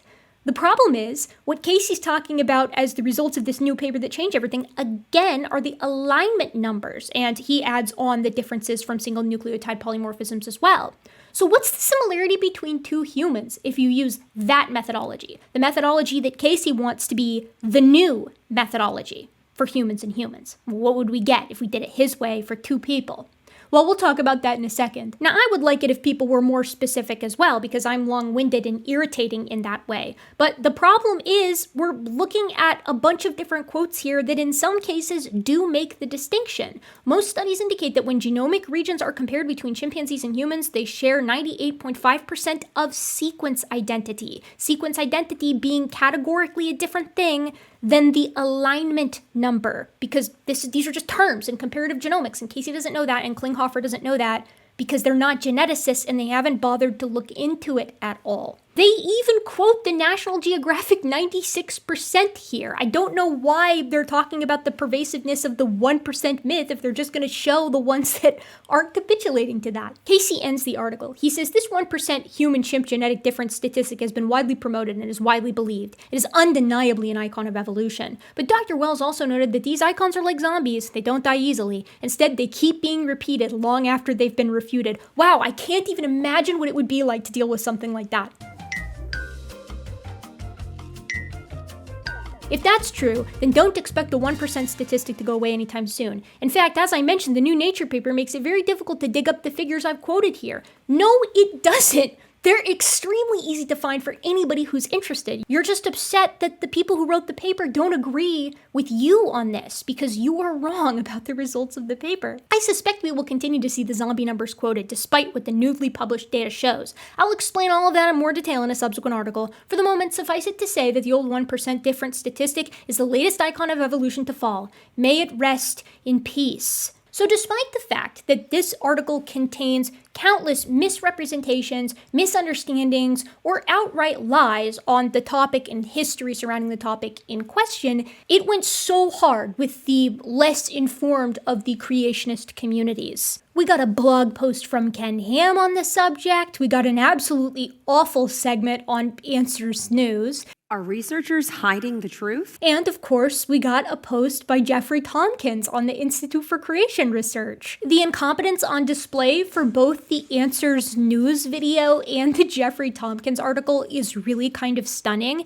In the Answers News video, they almost exclusively cite Casey Luskin's first bombshell article, and they don't know that Evolution News is an intelligent design website. So after today, you can no longer say, even if you're an evolutionist, that chimps and humans are 1 to 2% different in their DNA. So they seem to think they're taking some pretty big W's due to the verbiage that Luskin uses. In reality, this panel is almost completely clueless on the subject, as evidenced by one of the members arguing that the paper didn't include the sex chromosomes, so the true difference might even be more than 15%. And the other big omission here is they left out the sex chromosomes, the XY chromosomes. Hey guys, what the hell is this then? Right, so the panel is covering a paper that just does include the sex chromosomes? Wow, that's a lot of words. Too bad I'm not reading them. But their laziness knows no bounds, because in addition to that, there was a paper that came out with many of the same authors immediately prior to this newest paper that was just on the complete sequencing of the sex chromosomes for all of the same species. This paper that came out first, the complete sequencing of the great ape sex chromosomes that has a full alignment matrix, please, I'm begging you people to just Google the subject before speaking on it. And also, one of them thinks that the high percent similarity that's usually reported is for a small portion of the genome. That only represents small parts of the genome. It does not represent the entire genome. Even if you only took the alignment numbers for the percent of the genome that is absolutely identical, I don't think 85% is the minority, not by a long shot. Obviously, both this panel and Jeffrey Tompkins feel like they're taking a victory lap because an 84 to 86% alignment is in the ballpark of the range of numbers that Jeffrey Tompkins variably reported over the course of like 2 decades. Scientists within the young Earth community have been talking about this for a long time. Dr. Jeffrey Tompkins has done lots of research in this area. These goobers don't know Jeffrey Tompkins very well, and they certainly don't know his work as well as I do, because in Jeffrey Tompkins' own article about it, he talks about how his analysis was not the same type of analysis. He says these levels of 84 to 85% DNA similarity between human and chimpanzee were originally predicted in several studies performed by myself at ICR in 2016 and 2018. While my studies did not involve aligning entire genomes, the sample sizes of DNA fragments were large enough to make accurate predictions that we now have confirmed by large-scale, heavily funded conventional research. And then he mentions, of course, Richard Buggs here. Jeff, you didn't weight your sequences, and your estimates ranged by 10%. This is why Dr. Rob Carter had to body slam you so hard with your erroneous methodology. You got this huge range of potential percent similarities, and because this alignment number, which again is not the same thing, is in the middle of that range, you want to pretend like somehow you were cooking there? My money don't jiggle jiggle, it folds out like you see a wiggle wiggle. No, not even close. And Carter actually takes issue with your methods for different reasons than I do. Like, I can't stress this enough. Jeffrey Tompkins didn't get the right answer on this before everybody else. He didn't, make a prediction because all of his methods sucked for various reasons, as outlined by Glenn Williamson, a computer programmer who went through this step by step on one of his videos and demonstrated exactly why Tompkins' methods were nonsensical. And it's like, well, then how did Tompkins get in the right ballpark with his methodology? How did he manage to hit the nail on the head? And it's like, well, he didn't hit the nail on the head, right? There's 100 numbers from 1 to 100, and Tompkins' range covered 20 of those numbers. It reminds me of the story of the Danish astronomer Tycho, who came up with his Tychonian model of the solar system. This involves planetary orbits, so it was a step above a lot of what had come previously, but the sun and the moon orbited the Earth. His astronomical observations were amazing, and he used Copernican-style math to sort of fit his model, so in many ways it looked correct, and some of the math did hash out, like the planets are orbiting something, and something is orbiting the Earth, the moon. It's just the sun doesn't orbit the Earth. So he was partially right, but for the wrong reasons. That's what's going on with Tompkins here. And you know what we say about being partially right? That's the same as being wrong. It's also just not hard to arrive at a number that's within that ballpark, in part because of the sizes of the human and chimp genome. The human genome is 3.2 billion base pairs long, and the chimp genome is 3.8 billion base pairs long. I bet all the stuff that's size difference between the two of them won't align. That's going to give you roughly 84% similarity between the two of them. Wait a second. I'm kind of joking. I'm being a little tongue-in-cheek with that kind of stuff. The real reason why Tompkins isn't validated in any shape, form, or fashion is because all his math was wrong. Point blank, plain and simple. None of it worked. Hilariously, as if the answers panel knows that it's very risky, they throw in a line that's essentially but even if it does turn out to still be 1 to 2%, that doesn't matter. And even if it was just the 1 or 2%, that would make a huge difference. I mean, you go to a zoo today. And that is smart. It is always smart not to trust anything associated with Jeffrey Tompkins, because in the original version of this article, he got the percent similarity wrong. It's actually unbelievable. Luskin lays it out in the most plain black and white terms, and he can't even get it right then. This guy is absolutely allergic to doing anything right. This guy has achieved a level of loser that science didn't even think possible. I will say, though, at least he actually corrected his mistake this time. I've never seen him do that before. It'd be nice if this became a regular thing. How about you dingbats go and for once in your life actually read the paper that you're claiming supports your cause or claiming supports you? Because if you will recall, Jeffrey Tompkins used a bunch of contiguous sequences from the chimpanzee genome of different lengths each. That's why the weighting thing was a problem. That's why the normal versus non-normal distribution thing was a problem. And here, in the supplementary material for this newest paper, you can see that the genome chunks are all the same length. So to sum it up, the young Earth creationists just copied what Casey said and then added their new thing of saying that this work corroborates Jeffrey Tompkins' work, even though the methodologies are completely different and Jeffrey Tompkins got numbers all over the place. But remember, folks, Casey Luskin didn't just write one article on the subject. He wrote 1, 2, 3, 4, 5, 6, 7, 8, 9, 10, 11, 12, 13 articles on the subject. So we're gonna have to talk about a few more things. Now, a lot of these came out in pretty quick succession. They sort of came in 2 batches approximately, where like Casey had his first series of articles and then waited a little bit, and then he had a second series of articles when a ton of people responded to the first set. And this was one from the first set. Again, this was right after his initial bombshell article. Fact check, new complete chimp genome shows 14.9% difference from human genome. Let's get started. So Casey starts off by telling us what I've told you guys many times on this channel in videos for several years now, which is that when the human genome was initially sequenced, it wasn't really completely sequenced. It wasn't until 2021, 2022 that we got the full telomere to telomere human genome, and it wasn't until this new grade 8 paper that we got the same for the entirety of any of our ape genomes. He quotes Makova on this, and Makova was the author on the grade 8 sex chromosome paper, so keep in mind that he is at least aware of that author and that paper.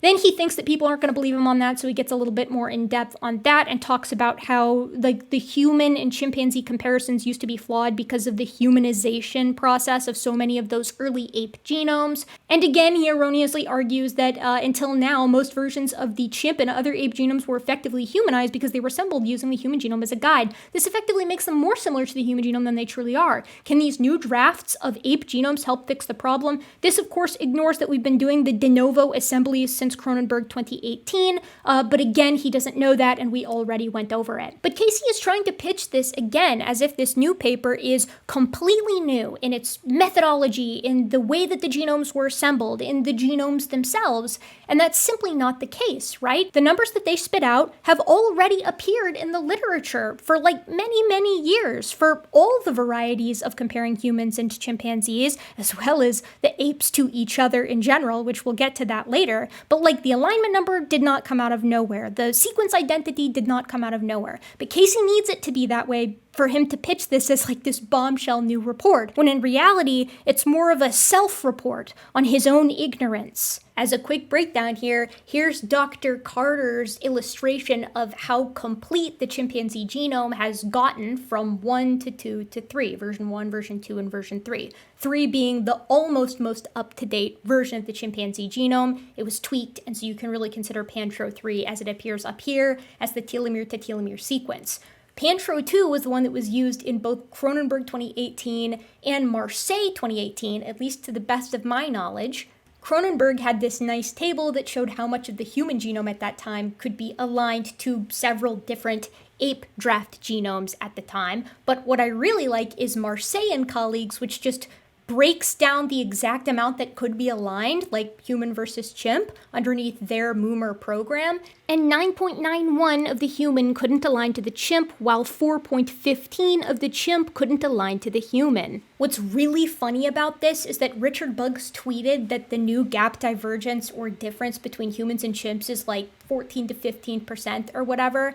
And one of the authors of that Moomer paper responded and was like, wow, that's so interesting. Because like when we did our comparison, the percent similarity was like really high, like 98+%, because that's how most comparative genomics people actually, calculate percent similarity. And Richard Buggs replied to him and was like, no, you guys actually got really close to these numbers, these gap divergence numbers in your alignment numbers. And that's how I found this paper and found out that there's yet another paper that correctly estimated the alignment numbers of human versus chimp prior to this newest genome paper. He actually spends a lot of this article playing catch up on the history of the literature on this, right? Like, he doesn't understand that previous estimates that are just looking at sequence identity aren't including things like copy number variation or inversion. But we've known this, and these papers report it in addition to the alignments, which do include things like this. But he can't include that part because he doesn't know about it.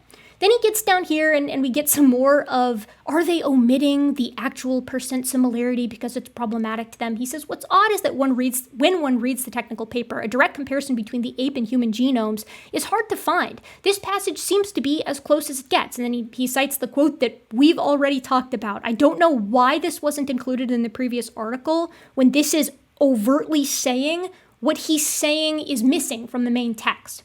He says, what exactly does this mean?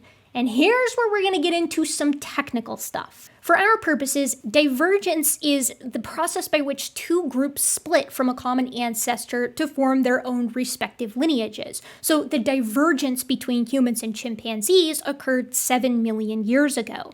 You can see it here on this phylogenetic tree, a family tree at the species level where Homo sapiens splits from the panins, so the chimpanzees and bonobos, at about 6.2 million years ago. That's pretty close to 7, which is what I normally hear. Homo sapiens and the panins diverge from genus gorilla approximately 10.7 million years ago. So they've diverged from one another. Gorillas going one way, and the triad of humans and chimps and bonobos going another way. Then all of the African apes as a single clade diverged from the members of Pongo, so the two species of orangutans, approximately 19.1 million years ago. And you can do that going all the way up and all the way down the tree of life. Divergence. Once two lineages have diverged from a common ancestor, they start to accumulate differences in their respective genomes. This can be single nucleotide polymorphisms, this can be large-scale duplications, inversions, deletions, what have you. You can use the differences between two living species and their known mutation rates to calculate a time by which they diverged, the time in which their last common ancestor lives. And you can do this with relation to single nucleotide polymorphisms or gaps, the large-scale differences. These guys define the difference between single nucleotide divergence and gap divergence here. S&V divergence is defined as the fraction of positions in the target haplotype where two haplotypes are in different nucleotide states. So this is like you have an A in one organism, and at the same spot in the other organism, it's a T. Gap divergence is defined as the fraction of positions in the target haplotype that are not aligned to the other haplotype, which could be due to biological process, e.g. gene loss, gain and insertions and deletions, missing data, or technical problems, alignment failure due to SVs, repetitive elements, etc. So the S&V difference is going to pop out a percentage or a fraction that can be converted to a percentage that's going to basically function like our single nucleotide polymorphism differences across the entire genome. We should expect it for humans and chimps then to be about 98.8% if this paper is keeping with everything else. Likewise for the other pairs that they compared. Gap divergence, on the other hand, is effectively alignment. It's not identical to it. They're calculated slightly differently, as we'll see in the supplementary material in a second, but as you can see from the definition and from how I've been defining alignment this whole time, they are extremely similar. Back to Casey here. He reads the quote about divergence that we've already read, but I'm going to read it again because it's relevant for what he says next. Overall, sequence comparisons among the complete ape genomes revealed greater divergence than previously estimated. Indeed, 12.5 to 27.3% of an ape genome failed to align or was inconsistent with simple one-to-one alignment, thereby introducing gaps. These are basic alignment numbers, but are very similar to basic alignment numbers, I should say, just to be clear. He says, what exactly does this mean? Well, first, they admit that sequence comparisons among the complete ape genomes revealed greater divergence than previously estimated. But the technical Nature paper considers human beings to be an ape, so implicit in this statement is their belief that comparing ape genomes includes comparisons between human and ape. So for the rest of this article, I'll call humans humans, and I'll refer to non-human hominoids as apes, just like normal people do. Okay, Casey, that last part notwithstanding, because that's a freakish thing to say, especially in the world of science, especially in the world of genomics within biological anthropology. But setting that aside, his argument here is that the gap divergence being greater than previously expected for the apes generally includes humans. Casey, that's not what they're talking about, and I know that because I'm very familiar with the divergence times for humans versus chimpanzees, which has consistently sat at about 6 to 7 million years ago. Now, we just looked at this phylogenetic tree here, and I'm going to put up the time tree divergence estimates so you can see how these new divergence times map to conventional understanding. Casey, for humans and chimpanzees, or the hominins and the panins, that gap is at 6.2 million years ago, within the normal range. The divergence that has gotten larger is between the hominins and the panins as a group versus gorillas, which is at 10.7, but especially between the African ape clade and the members of Pongo, which has increased to 19.1 million years ago. And just for fun, the human-Siamang divergence went from 19.5 million years ago to 24.3 million years ago. So this isn't talking about the difference between humans and chimps being larger than expected. That was basically the only one that fell within the normal range, the humans versus the panins. The hominids and the panins versus the gorilla was broader than expected, and the African ape clade in general versus the orangutan was broader than expected. Likewise, the hominids generally versus the Siamang or the hylobatids was bigger than expected. But the only one that was consistent was humans versus the panins because we know that divergence so well and we've been working on it for so many years. Casey gets his undies in a twist over the removal from a preprint of this new ape genome paper. Like, this sentence used to be in there. The off-quoted statistic of 99% sequence identity between chimpanzees and humans holds for most of the genome when considering single nucleotide variants or polymorphisms. However, a comparison of telomere to telomere genomes suggests a much more nuanced estimate. This is not different from what previous papers have said or suggested. I showed you one from like 2013, 2014 that was like, these differences are going to get larger once we take into account copy number variation and things of that nature. But Casey sort of implies that there might be something sinister going on here. This is going to be something that he tries to walk back here in a couple of articles, a dozen articles about. But I don't think you can do that. I think he's very clear over the course of all of these early articles that he thinks something sinister was going on. Back to gap divergence, he says, look back at those numbers, 12.5 to 27.3. The same numbers show up again buried deep in the supplementary data where they compare various ape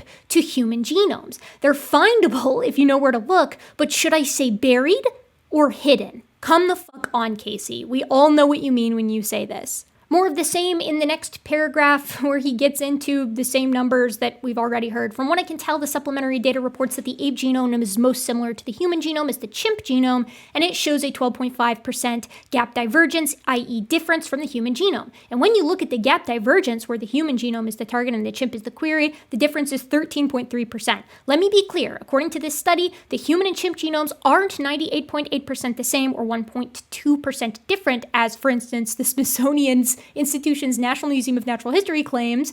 In fact, they are no more than 87.5% similar, i.e. the human and chimp genomes are at least 12.5% different, if not 13.3% different. In fact, the 13.3% difference is more relevant since it reflects how similar the whole human genome assembly is to the chimp genome. No, again, gap divergence and alignment are very similar. I'm going to show you both numbers here in a minute, pulled directly from their supplementary data, but this is not going to help you for reasons that are going to become abundantly clear soon, but people who have already watched my other video, they already know what's coming for this. So he wants to explain what gap divergence is. He defines it down here, but we've already talked about it. And next he summarizes how it's calculated. So he goes over how the authors have chopped up one of the genomes into segments that are about 1 million base pairs long each so that they can align. And he goes into some examples down here where he says if 10,000 base pairs have no alignment, it has a gap divergence of 1%. If 1,000 base pairs have no alignment, it has a gap divergence of 0.1%, etc. According to the study's results, the mean gap divergence in each 1 million base pair segment of the human genome as aligned to the chimp is 12.5%. Thus, 12.5% of bases in the human genome have no aligning base in the chimpanzee genome within the whole genome alignment. The figure below, created for illustrative purposes, not from the study, helps show the difference between S and Vs, or single nucleotide polymorphisms, organisms and gaps between two genomes. So hopefully you can see what he's going for here, how they calculate the single nucleotide polymorphism divergence is differences in single base pairs. This would be similar to the 98.8% that we've typically seen for chimps. The gap divergence is closer to including all indels, copy number variations, inversions. It's basically the alignment number. And then the total divergence is going to be the gap divergence plus the single nucleotide polymorphism divergence, like basically subtracted from 100. So now, unfortunately, we're going to transition into the beginning of part 5, Casey Luskin lying, in my opinion. In this section, the bee in Casey's bonnet really starts buzzing, and he's going to go over the differences using gap divergence, which, as I said, is quite close to the alignment number, for Sumatran orangutan, gorilla, bonobo, and chimpanzee, and essentially, he's pulling it from a very specific figure in the supplementary material that I've showed you before on this channel, if memory serves, here in supplementary figure 311 for S&V divergence, and 312 or 312 for the gap divergence. Now, I hope you notice right away that all of the comparisons that Casey has here for gap divergence are humans versus other apes. He doesn't have, for instance, the chimp versus the bonobo, or the Sumatran orangutan versus the Bornean orangutan. And that seems pretty relevant because, as I mentioned all the way back earlier in this video, percent similarity or percent differences between two organisms mean absolutely nothing unless you have a comparative pair to ground what that similarity or difference actually means. For instance, what if the gap divergence between bonobos and chimpanzees was actually like 11.5%. That would tell us that large-scale differences in the non-functional portions of the genome accumulate incredibly quickly in the lineages of organisms precisely because they can accumulate without being selected out of the population. They're not doing anything negative, so they accumulate really quickly and make those regions of the genome seem very distinct between two organisms. But that doesn't really tell us anything about how similar they are because those portions of the genome don't really seem to be doing anything. Anyways, let's go check out the supplementary material and make sure that it says what Casey says it's saying, right? I'm gonna pluck those numbers and throw them up here so that we have them for comparison and so that we can decipher this graph with just a little bit more clarity. Looking at this gap divergence figure here in supplementary 312, it seems as though Casey's numbers are coming from these two comparisons here. Pantro 3, or the chimpanzee, to one of the human haplotypes, and then the human haplotype back on to Pantro 3. And the reason is because the genomes are different sizes, so you want to compare them in both directions to get a decent idea of what's missing from each genome.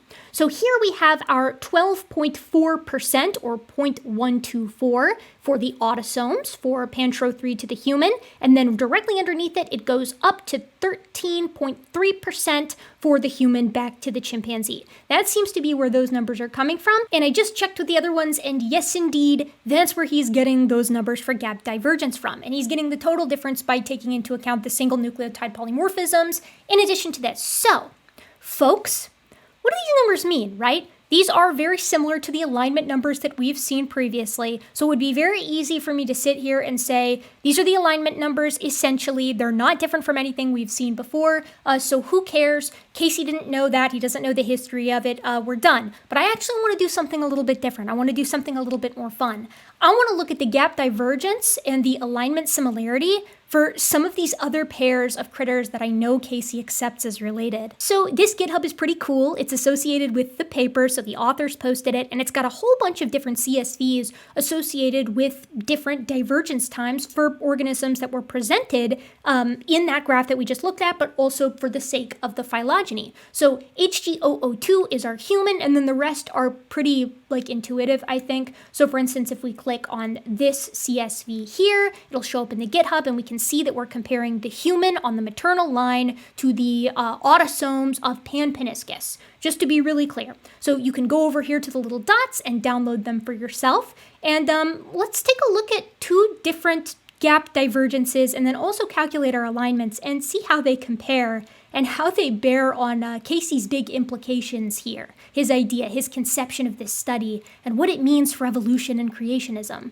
So here we have an example, and we're going to calculate the gap divergence first by taking an average of the gap other column, which just tells you how much of the name other does not align to the reference genome here. And the two genomes that we're looking at are the autosomes, so that all the chromosomes that aren't the sex chromosomes for human as compared to the chimpanzee. So let's see what our average here is. I'm going to take an average of gap other, and sure enough, we have 13.3% or 0.133, which matches quite nicely to our autosomal gap divergence for the human HG002 versus our chimpanzee or Pantro3. There it is, 0.133, same as what we got.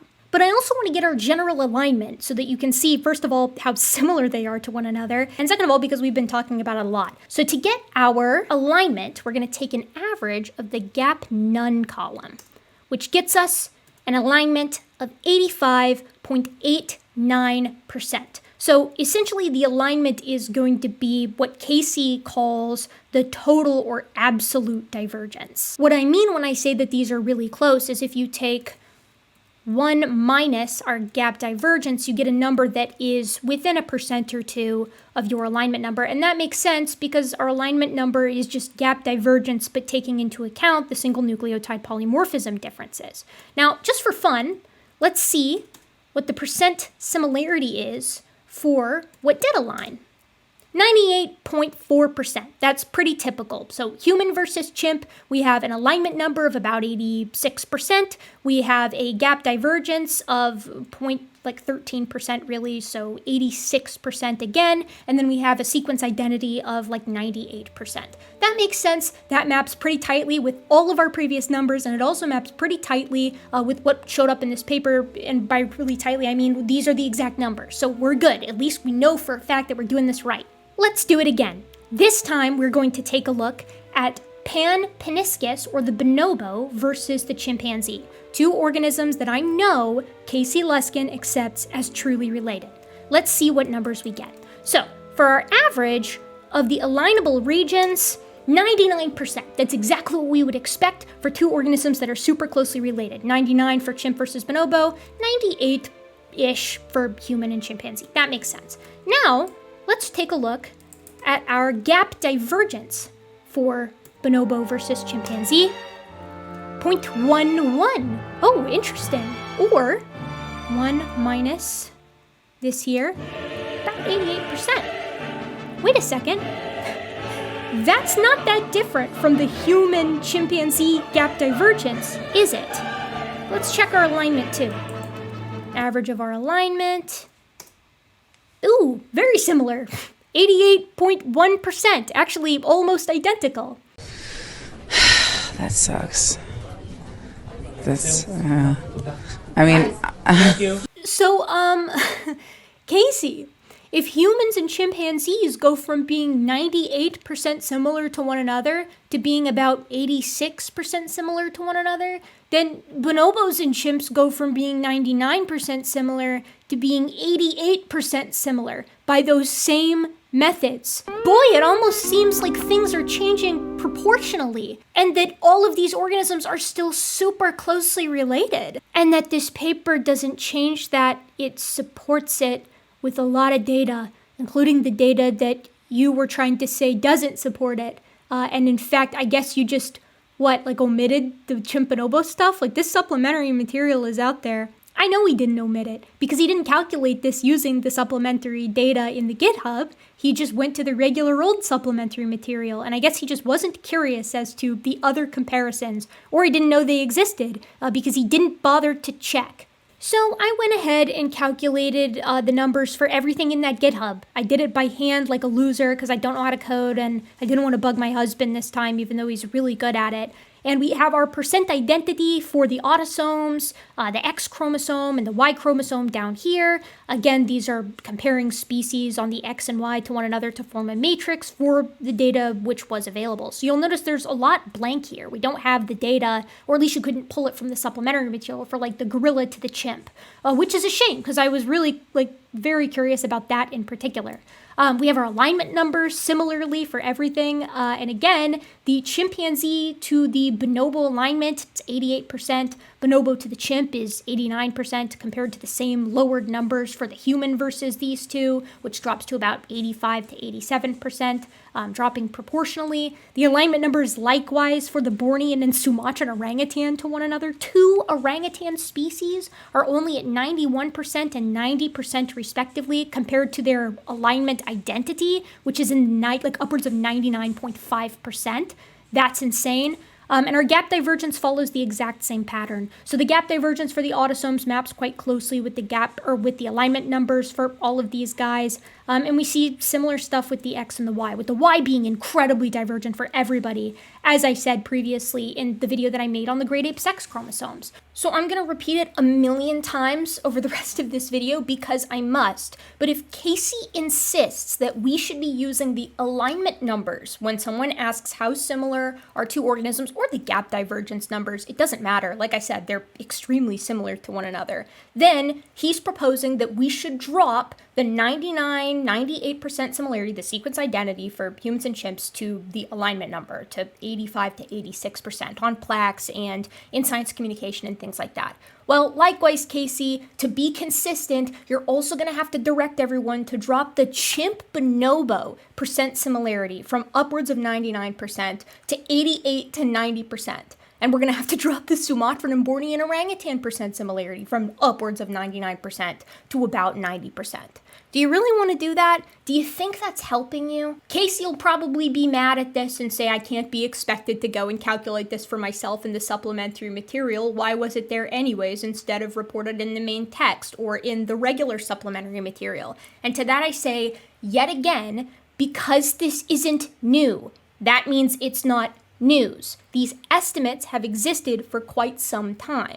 For human and chimp, I should be clear. There's a whole lot of new stuff in this paper with relation to the apes to each other and to the human in some cases, but Casey's homing in on this human-chimp thing for all of these articles, so that's what I'm referring to when I say there's nothing new in this paper. The relationship of humans to chimps. Casey feels super confident, though, that the reason why we didn't get a matrix like the one that I just made isn't because it doesn't tell us anything new and is just recapitulating the same numbers we've always had, which is why they're available to calculate for yourself, but they aren't breaking news in the paper, as Casey seems to think that they are. He thinks that there's something like sinister, nefarious, kind of sneaky at play here. He says, I feel confident in assuring you this is not a haphazard edited choice. These were deliberate choices by someone during the editing process. The lack of clarity is simply incredible. Casey, if you want, you can go calculate the gap divergence, alignment, and sequence identity for all of these pairs of organisms. You'll have to learn progressive cactus, which I tried and failed at doing, but you can go and publish all of this if you'd like.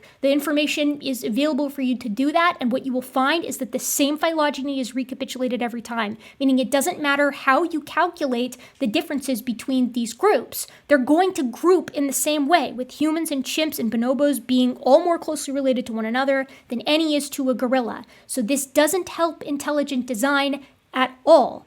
Now, there's an elephant in the room, two elephants in the room that I'm going to get to back here in a moment.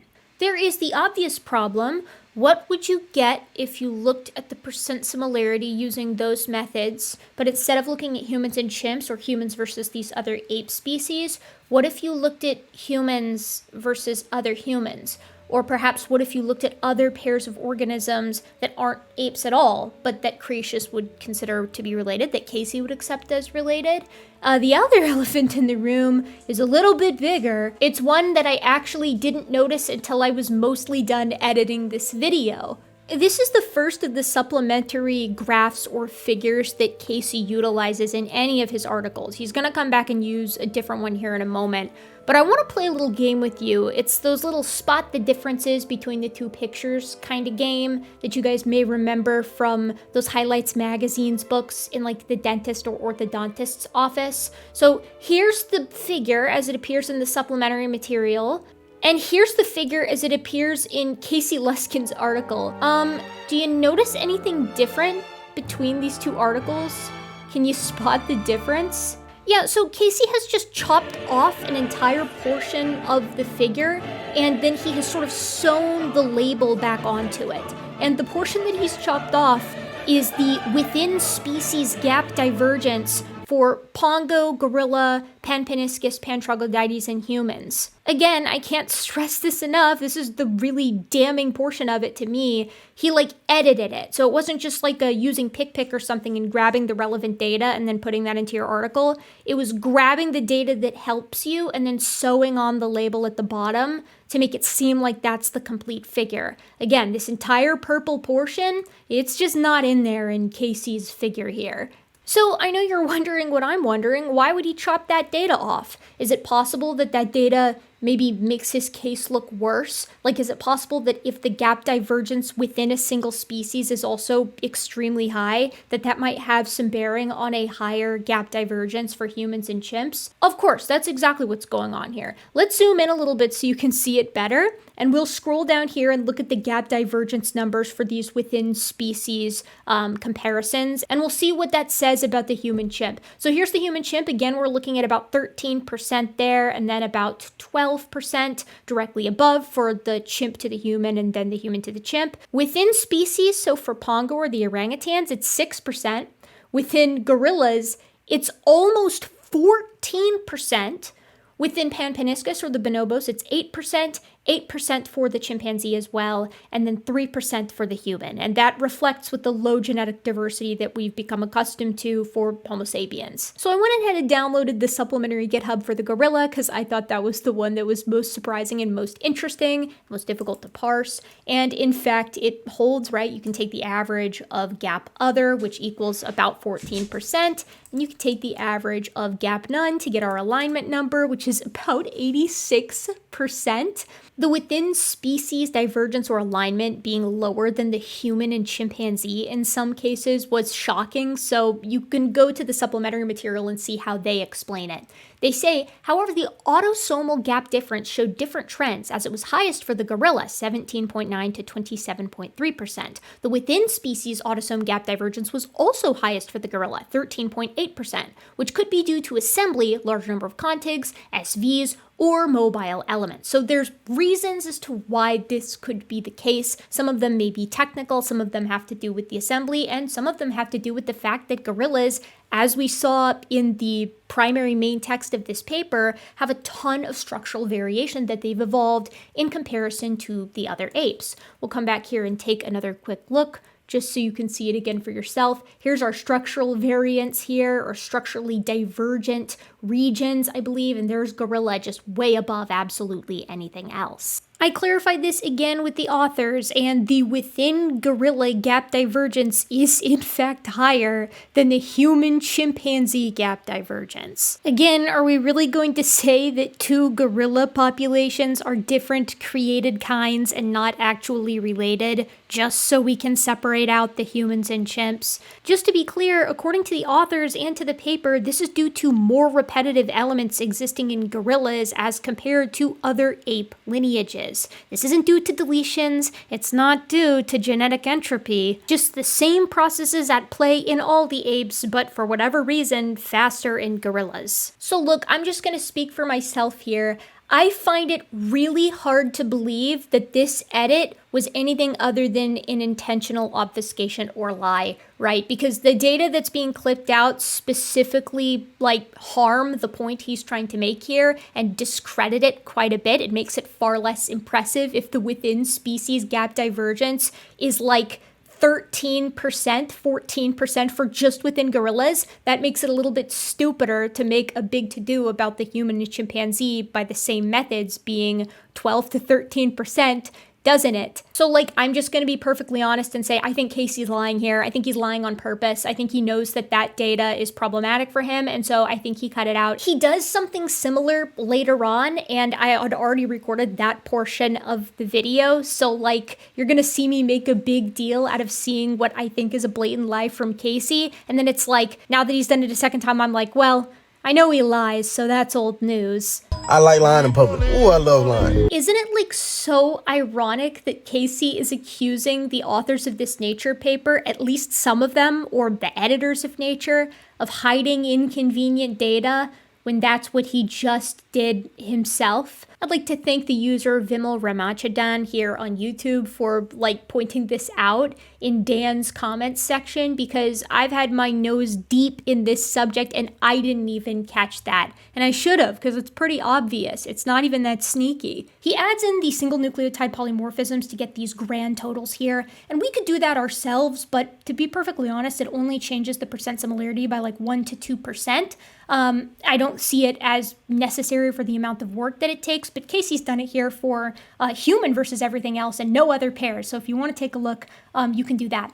And then he comes down and he says, is this the final word? And he thinks that the difference between humans and chimps is actually going to go up in the future. But when he says this, he's meaning the gap divergence or the alignment numbers, but that's fine. And then he says that the new difference is an order of magnitude different because, again, he's comparing apples to oranges. He thinks that this 15% number, 14% number, the alignment, the gap divergence, that is replacing the older number. I will remind you again, and every time in this video, so you can't possibly walk away from this video not knowing it or forgetting it, those are two different measurements, and we've known about them for quite some time. This video is already super long, so I'm going to take every opportunity to make sure I'm extremely clear. When I'm saying the numbers are not new or the estimates are not new, I am referring to the alignment and to the percent identity estimates between humans and chimpanzees, which have existed for many years and have not changed substantially paper to paper. I'm also talking about the fact that we have known that alignment numbers are different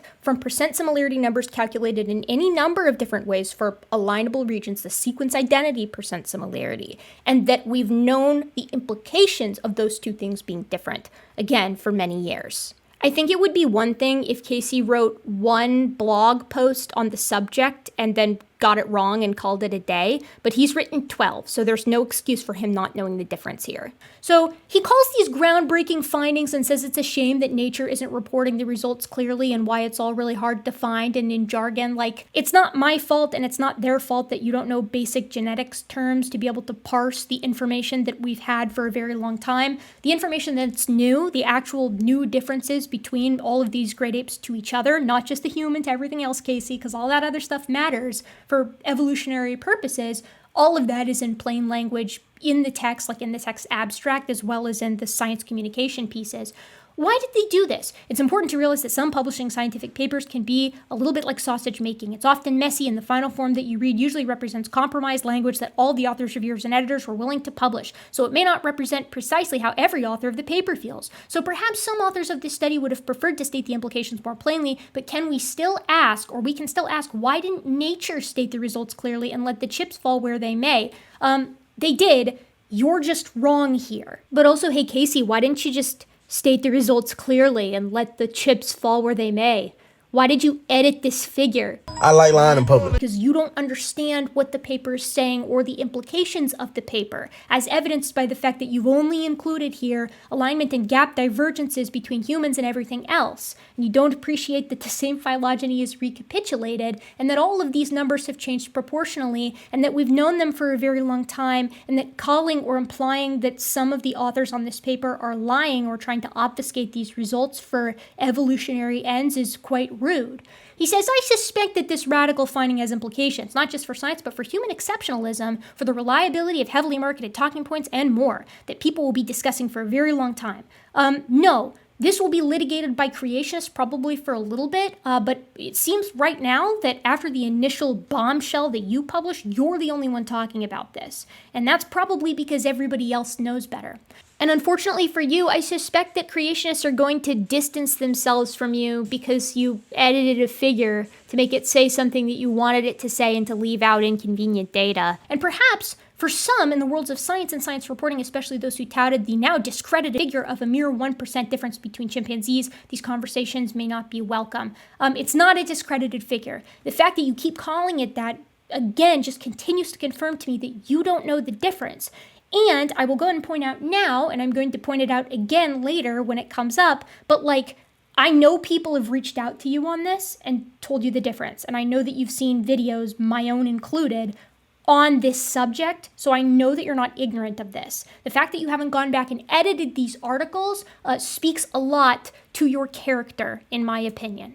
By the time this video comes out, I suspect someone else will already broken the news of Casey editing a figure, so it'll be interesting to see if, when this video comes out, if by that time he has at least apologized for that, in one of his articles at least, or in its own separate article. He'll probably double down though. So to summarize Article 2, Casey, again, doesn't understand the difference between alignment, gap divergence, and sequence identity, or he does understand, and he doesn't want to tell us the difference. I don't know which one is worse. And he thinks erroneously that sequence identity has been sort of usurped by this new gap divergence number, or by the alignment numbers. That's not true, but even if it were, the implications for it would mean that chimpanzees and bonobos, or Sumatran and Bornean orangutans, two pairs of organisms that I know Casey accepts as related, would similarly drop in their percent similarity to one another. So if you want to change the public messaging here for humans and chimps, you're changing it for absolutely everything to be consistent. And it doesn't help your case because the differences are quite proportional to one another, and they form the same phylogeny. Casey wants the difference between humans and chimps to be 15% so that he can argue that humans truly are exceptional and set apart categorically from the rest of the animal kingdom. If you want to use this to argue for human exceptionalism, then you're arguing for chimp exceptionalism, and bonobo exceptionalism, and Bornean and Sumatran orangutan exceptionalism. And you are effectively arguing for separate species-level creation, which I know a geologist like Casey Luskin would not advocate for. The next article is titled, "What's the best explanation for human-chimp genetic differences?" And thankfully some of these articles are far shorter than others and thus will go by much more quickly than others. This is going to be an important conceptual article, though, for Casey, because intelligent design proponents like Luskin believe that the entirety of the genome is functional, or close to the entirety of the genome is functional. It's not, and I'm going to give you the easy, slam dunk case against this here in a moment. But it's important because since most of the differences between humans and chimps, or between chimps and bonobos, or between Sumatran and Bornean orangutans are in non-functional regions of the genome and are due to copy number variations or large-scale inversions or repetitive elements specifically in the telomeres or in the centromeres, whatever, he wants to argue that those differences aren't redundant DNA differences that can be easily accumulated, but are functional designed differences, because he's arguing that this 15% should be used and separates humans from chimpanzees, revealing to the public at last that the differences between humans and our closest living relatives are much greater than anyone had previously thought, and explains and supports the notion that we are intelligently designed. These guys talk a lot about junk DNA. Again, we're going to get to that here in a moment. There's a line here about the waiting time analysis. This is not going to have any bearing on the waiting time problem, quote unquote, for humans and chimps. Again, because the single nucleotide polymorphism differences are very different from indel differences or large-scale duplications or large-scale inversions, which can impact a ton of base pairs all at the same time, right? This is the mark of a non-geneticist, and I can recognize that as a non-geneticist. But more importantly, the human and chimpanzee numbers haven't changed, so it's not going to change the waiting time analysis. Now, finally, we get down to the common ancestry thing, and this is something that creationists get wrong a lot. They seem to think that the percent similarity between humans and chimpanzees only supports common ancestry if it's 99%. That is not true. The importance of the percent similarity of humans and chimpanzees primarily comes from its context to other pairs of organisms. Intelligent design, for example, hear me on this, has no explanation for why humans, chimpanzees, and bonobos are all more genetically similar to one another than any is to a gorilla, because ostensibly, superficially, gorillas, chimps, and bonobos seem to share more in common. But the reason humans and chimps and bonobos group together is because they share a more recent common ancestor. Keep that in mind moving forward, but at the end we get a fun little aside where Casey says, after this paper, if you want to talk about the degree of similarity between humans and chimps, you can claim that humans and chimps are only 1% different without mentioning the huge sections, 12.5 and 14%, that are completely different, then you're saying something that is not true. Casey, this is why I always mention all the numbers, at least here on YouTube, because as a science communicator, I take my job like telling the public the truth very seriously, but your problem here is that people have been doing this for years. Minute Earth has like a multi-million view video on this exact subject. And I'll add that that video came out many, many years ago as well. So again, this is not new. Okay. Next article. Technically, this article came out before the last one, but they all came out within days of one another, so I don't think it matters for our purposes here. This one is titled, Genetic Differences Between Humans and Chimps Represent Functional DNA. No, they don't. And I'm going to show you again what I think is the easiest 1-2 punch against the entire genome is functional argument that we see from creationists that I still haven't seen a real response for. Like, in all the years that I've been doing this, every time I bring it up, they're kind of helpless to answer it. We got another AI slop, like, piece of art here, which sucks. And he talks about, like, here's our summary. Now, what I like about this one is that Casey has reached out to the authors, and so we get a nice little summary of what the author said when Casey reached out to them. He says, I contacted the corresponding authors of the original study, and they very kindly offered their interpretation of the differences between the human and chimp genomes. In their view, 12.5% to 14% differences stemming from the non-alignable sections reflect the fact that certain portions of the genome are highly mutable. They emphasize that most of the human and chimpanzee genomes are still only 1% different, and they believe that this indicates a close relationship between the two species. So, he wrote those first 2 articles, he reached out to the authors, and the authors were like, you're wrong. And they have recapitulated the same argument that I've been making for the past hour and 45 minutes or however long we've been going so far. It's very easy to accumulate those large-scale differences in portions of the genome, so much so that proportionally humans and chimpanzees end up as being similarly different as bonobos and chimps, or the Sumatran and Bornean orangutan, like within a few percentage points. I want to show you one more thing that supports the notion that we're looking at massive changes within each individual lineage, which means that creationists have to accept that these types of changes can in fact happen. This one was also pointed out to me by one of the authors of the paper. So in figure 6a here, we're looking at a bunch of centromeres. You guys remember centromeres? They're the middle of the X part of the chromosome, to use very technical language. In figure 6a here, we're looking at centromeres of 2 separate haplotypes. So you have 2 haplotypes. There are 2 haplotypes in each individual that make up the diploid genome, to be overly simplistic. Here's Pongo abellii, Pongo pygmaeus, gorilla gorilla, Pan-troglodytes, Pan-peniscus, and then the telomere to telomere human for chromosome 1, chromosome 2a and 2b, 3, 4, and 5. You've probably already noticed it, but just in case you haven't, here's chromosome 4. These are 2 haplotypes belonging to the same individual of Pongo abellii. And these are 2 haplotypes of 2 individuals belonging to gorilla gorilla. We have haplotypes within the same individual in the centromeres here that are differing at the megabase level. They're differing by millions of base pairs. But like, this is where the creationists falter and fall, is that they can't appreciate that the authors might actually know what they're talking about, and that the fact that they think Casey is incorrect in his interpretation of the paper might have some bearing on the actual discoveries found within the paper, if you want to use the alignment numbers specifically instead of the regions that actually align. Casey goes, that's fine, and that's one possible interpretation, but it has some problems.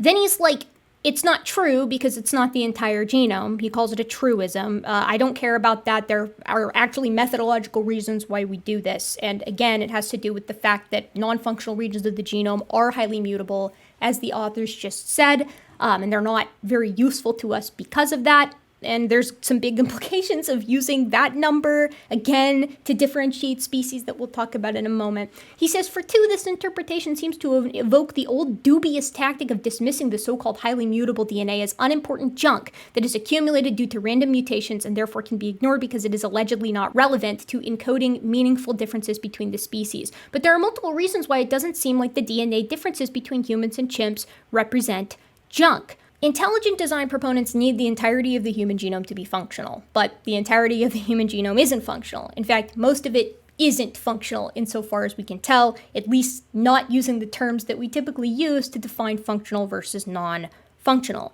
Part of the reason why they need the whole thing to be like doing important stuff is because it would be kind of weird for a designer to have like most of the genome be redundant nonsense. But the other reason is because we see nested hierarchies form in both the functional and non-functional regions of the genome, and that destroys the intelligent design proponents' ability to argue that what appears to be common descent is actually just common design. They rely on the entire genome being functional to argue that humans and chimpanzees aren't actually related, they just look really similar because God designed them to operate in similar niches. They have 4 limbs and 5 digits on each hand or foot, and they have a nose and 2 eyes and blah blah blah blah blah, and that's not actually the result of common descent. It's the result of common design on the part of the designer. Now, setting aside the fact that that makes it impossible to tell the difference between differences or similarities that have accumulated due to common descent, of which all creationists that I can think of accept some degree of, or differences and similarities that are due to common design, it also doesn't work because we see those nested hierarchies recapitulated in the portions of the genome that do stuff, which is the smaller part of the genome for the majority of organisms. I can't actually think of an exception, but we also see those recapitulated in the non-functional regions of the genome, the parts of the genome that don't seem to do things. It'd be really, really weird for a common designer to make it look like things are related, both in the portions of the genome that make them look and act the way that they do, and the baggage portions of the genome. Most people would consider that deceptive, actually. And interestingly, this paper showed, again, for the zillionth time, that we do see a nested hierarchy in the functional portions of the genome and in the non-functional portions of the genome. The way the creationists argue the entire thing is functional is by pointing out studies that find important regions of the genome that were in areas previously considered unimportant. And they use that to say that actually everything that is considered unimportant must be vital to the organism. That's pretty fallacious, especially because when we find these new functional regions or these new important regions that are doing some kind of important regulation or what have you, it's never very large. It's usually stuff that was previously overlooked that has then come to be found to be very important. But they're very small portions of the previously unimportant regions. For example, let's say that the non-functional portions of the genome were 80% of the thing. We're coming to find out that here's a percent here, and here's a percent here, and here's a percent here. We're not finding out that, here's 15% here, and here's 20% here, and here's 10% here. That's not what's happening in the literature. So watch what he does here. Watch how he tries to spin this. He takes a quote from one of the explainer articles that says, for example, human-specific copy number increases of some genes are thought to be involved in regulating the expansion in the volume of our frontal cortex, the brain region responsible for higher cognitive functions. So what this is saying is that in the gene regions, right, which make up the overwhelming minority of the entirety of the human genome and is already very well characterized, some human copy number increases of genes are related to our big brains. I've covered this exact topic on this channel before, right? He uses that concept to argue that because so much of the newly sequenced DNA between all of the apes are repetitive regions, that those might be important repetitive elements that are functional in a secret way. But Casey, the repetitive elements are already characterized. They're not gene coding. Setting aside that that's an enormous leap and completely a non sequitur in and of itself, right? It's also just not going to work because the repetitive elements that we know of in the new ape genomes are not these black boxes where we don't know what they do. For example, one portion of the new paper talks about the differences between bonobo and chimpanzee centromeres, which adds to the big differences between the two of them. Bonobo is being characterized as having these mini centromere regions as compared to the chimpanzees. Bonobos and chimps are really similar. Are you really going to propose that those repetitive centromeric elements, I'm probably butchering the explanation of this, are all functional differences between these two organisms? No, that would be really dumb. But he does the same thing immediately afterwards where he takes a recent study, which is precisely about these new sequenced ape genomes and is authored by some of the same researchers who sequenced these complete ape genomes, suggests that precisely this new sequenced repetitive DNA can perform important functions as non-B DNA. According to that paper, non-B DNA is shown to be an important regulator of cellular processes and has unequivocal importance for the genome function. And then we get a nice big quote here. In the little summary, though, we can see why this still doesn't help Casey's point, and in fact, like, I didn't even read this before I referenced the mini centromeres moments ago, but the DNA that he's talking about, these repetitive regions, the non-B DNA, are implicated in several cellular processes such as DNA replication, initiation during cell division, gene expression regulation, and the function of telomeres and centromeres. You know, those portions of chromosomes that are incredibly repetitive to the extent that they're characterized by telomeric repeats and alphoid repeats, respectively, the latter of which is extremely different between chimps and bonobos. Do you see why it's problematic to argue that these represent functional differences between humans and chimps? Because they would also represent functional differences between chimps and bonobos, which you would then also have to say have reduced from 99% similar to 88 to 90% similar. He summarizes it here at the bottom, saying, in other words, the repetitive DNA, which makes up large portions of the newly discovered genetic differences between humans and chimps, very likely has functional importance and can't be dismissed as unimportant junk DNA residing in the so-called highly mutable regions. Wrong, because the same method that you're using to argue, the same arguments that you're using to support the notion that this new difference, which again is not new, between humans and chimps is all highly functional, exists proportionally in chimps and bonobos and in Sumatran and Bornean orangutans, Casey. And then we get the same repetition here at the bottom where Casey's arguing that it doesn't affect his main point, which is that the difference has increased from 1% to like 14 to 15%, and he argues that that's an order of magnitude. I will repeat it every time I see it. This is conflating apples and oranges. You are misconstruing two different methods of comparison and conflating sequence identity with alignment, despite the fact that both of these numbers have been available for quite some time. So let's talk about the functionality of the human genome really quick and how we know that no genome is 100% functional. I think this is pretty important. This is the 1-2 knockout punch that I use, although if you want this more in depth, you can go to friend of the channel, Creation Myths, Dan's channel, where he actually uses the literature to break down how we know what portions of the human genome are functional and how we know what the upper limit of functionality will be. I think he does a really good job at it. I'm not going to do that here. I might throw the numbers up here though, just so you can see. I'm going to focus on what I think is the simplest explanation and the easiest way to explain to creationists that we know genomes aren't 100% functional. And that's this paper all the way from 2004, right? So like there's no excuse for not knowing about this thing. It's called Megabase Deletions of Gene Deserts Result in Viable Mice. That says it all, but let me break it down. Megabase deletions, this means millions of base pairs are being deleted from gene deserts or regions of the genome not thought to be functional, result in viable mice. Result in mice that can live and reproduce, and their reproduced offspring are themselves viable. This means that the whole genome isn't functional, because a lot of time what creationists will do is they'll appeal to regions of the genome perhaps not being functional in the life of an adult, but then they argue maybe it's important for development or for development specifically in utero. This blows that to smithereens. We'll read the abstract real quick. Right at the beginning, the functional importance of the roughly 98% of mammalian genomes not corresponding to protein coding sequences remains largely undetermined. Here we show that large-scale deletions of the non-coding DNA, referred to as gene deserts, can be well tolerated by an organism.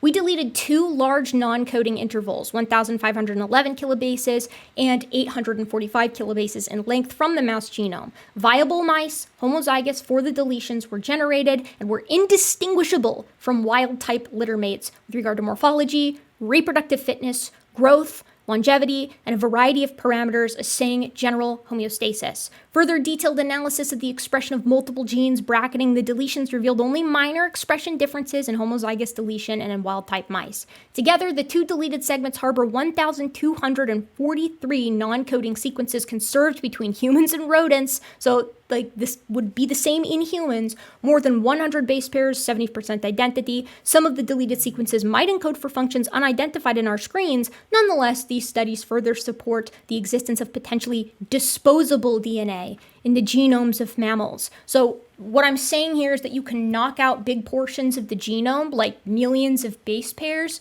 and it doesn't impact the organism's ability to survive and reproduce. And just for fun and for the sake of completeness, I've included Dan's breakdown of junk DNA, quote unquote, versus functional DNA. This is found in a comment below his debate on this very subject with Casey Luskin, the individual. Link in the description. So this next article actually isn't an article, it's some kind of audio file that just recapitulates everything we've already talked about. And then we get to Letter to the Smithsonian. Do not lose hope, but as an Eastern European, I'm here to remind you, when things are bad, they can get worse. And when they get worse, they still can get worse than before. And how bad can things get? You never know. There is no bottom. So, you guys, he sent a letter to the Smithsonian telling them to correct their signage. That's how confident Casey is that he got this right. How embarrassing. So the letter to the Smithsonian includes this little preface here that says Dr. Casey Luskin broke the bombshell story last week that according to a new paper in the journal Nature, humans and chimps are not a mere 1% different, as you so often hear from science media and science educators, but more like 15% different. Excuse me, where did you get the data for these slides? I made it up, okay? All of this data is made up. I have an incredible imagination and a rich inner life.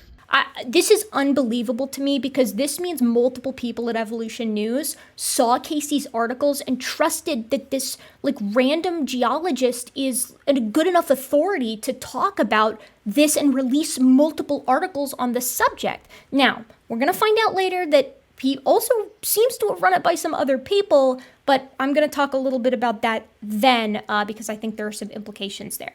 And we get a summary of who Casey is a letter that he sent to the Smithsonian, and he wants them to change their signage to include gap divergence instead of percent identity. We already talked about in the entirety of this video why they shouldn't do that.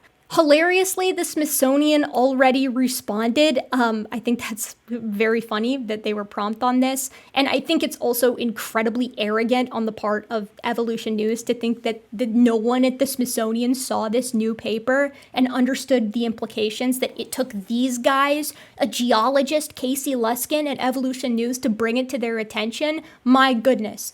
Now, the author of this article here is David Klinghoffer. And David Klinghoffer says that according to a different article in Evolution News, the Smithsonian replied to Casey that if it ever updates its numbers, it'll take the study into account. So the Smithsonian was basically like, yeah, dude, okay, whatever you say. What's bizarre about this article is that it includes a note to the president. It includes a personal note from David to Trump here at the bottom. If you've got a full belly, prepare yourself because you might just puke upon seeing and listening to this unbelievable, embarrassing cringe. Note to President Trump. I find it pretty disrespectful to the people who pay the bills at the Smithsonian, namely American taxpayers, to refuse to provide a meaningful reply when questioned on a scientific point with profound implications. Don't you? I feel like I could see the same letter, the same type of plea to the president from a flat earther being like, grr, the Smithsonian won't take us seriously. They won't send us a meaningful response. You guys are intelligent design advocates, and everybody is aware of it. They know how you're trying to spin this paper, and I just can't get into the headspace of thinking that at the top museum, one of the top museums in the United States, you think no one's seen the paper, and no one's read it, right? Or that if they read it, they only read it to the extent that Luskin read it. My God, read the paper for yourself. Read the prior sex chromosome paper too. And read the paper that Casey threw in the functional DNA section that has much of the same authors on it. And what you will see is that no one of the dozens and dozens of authors on all of those papers is saying that the new percent similarity between humans and chimps is 85%. So why on earth would the Smithsonian listen to some random geologist emailing from an intelligent design think tank and say to themselves, oh my God, all the authors of all of these papers are wrong.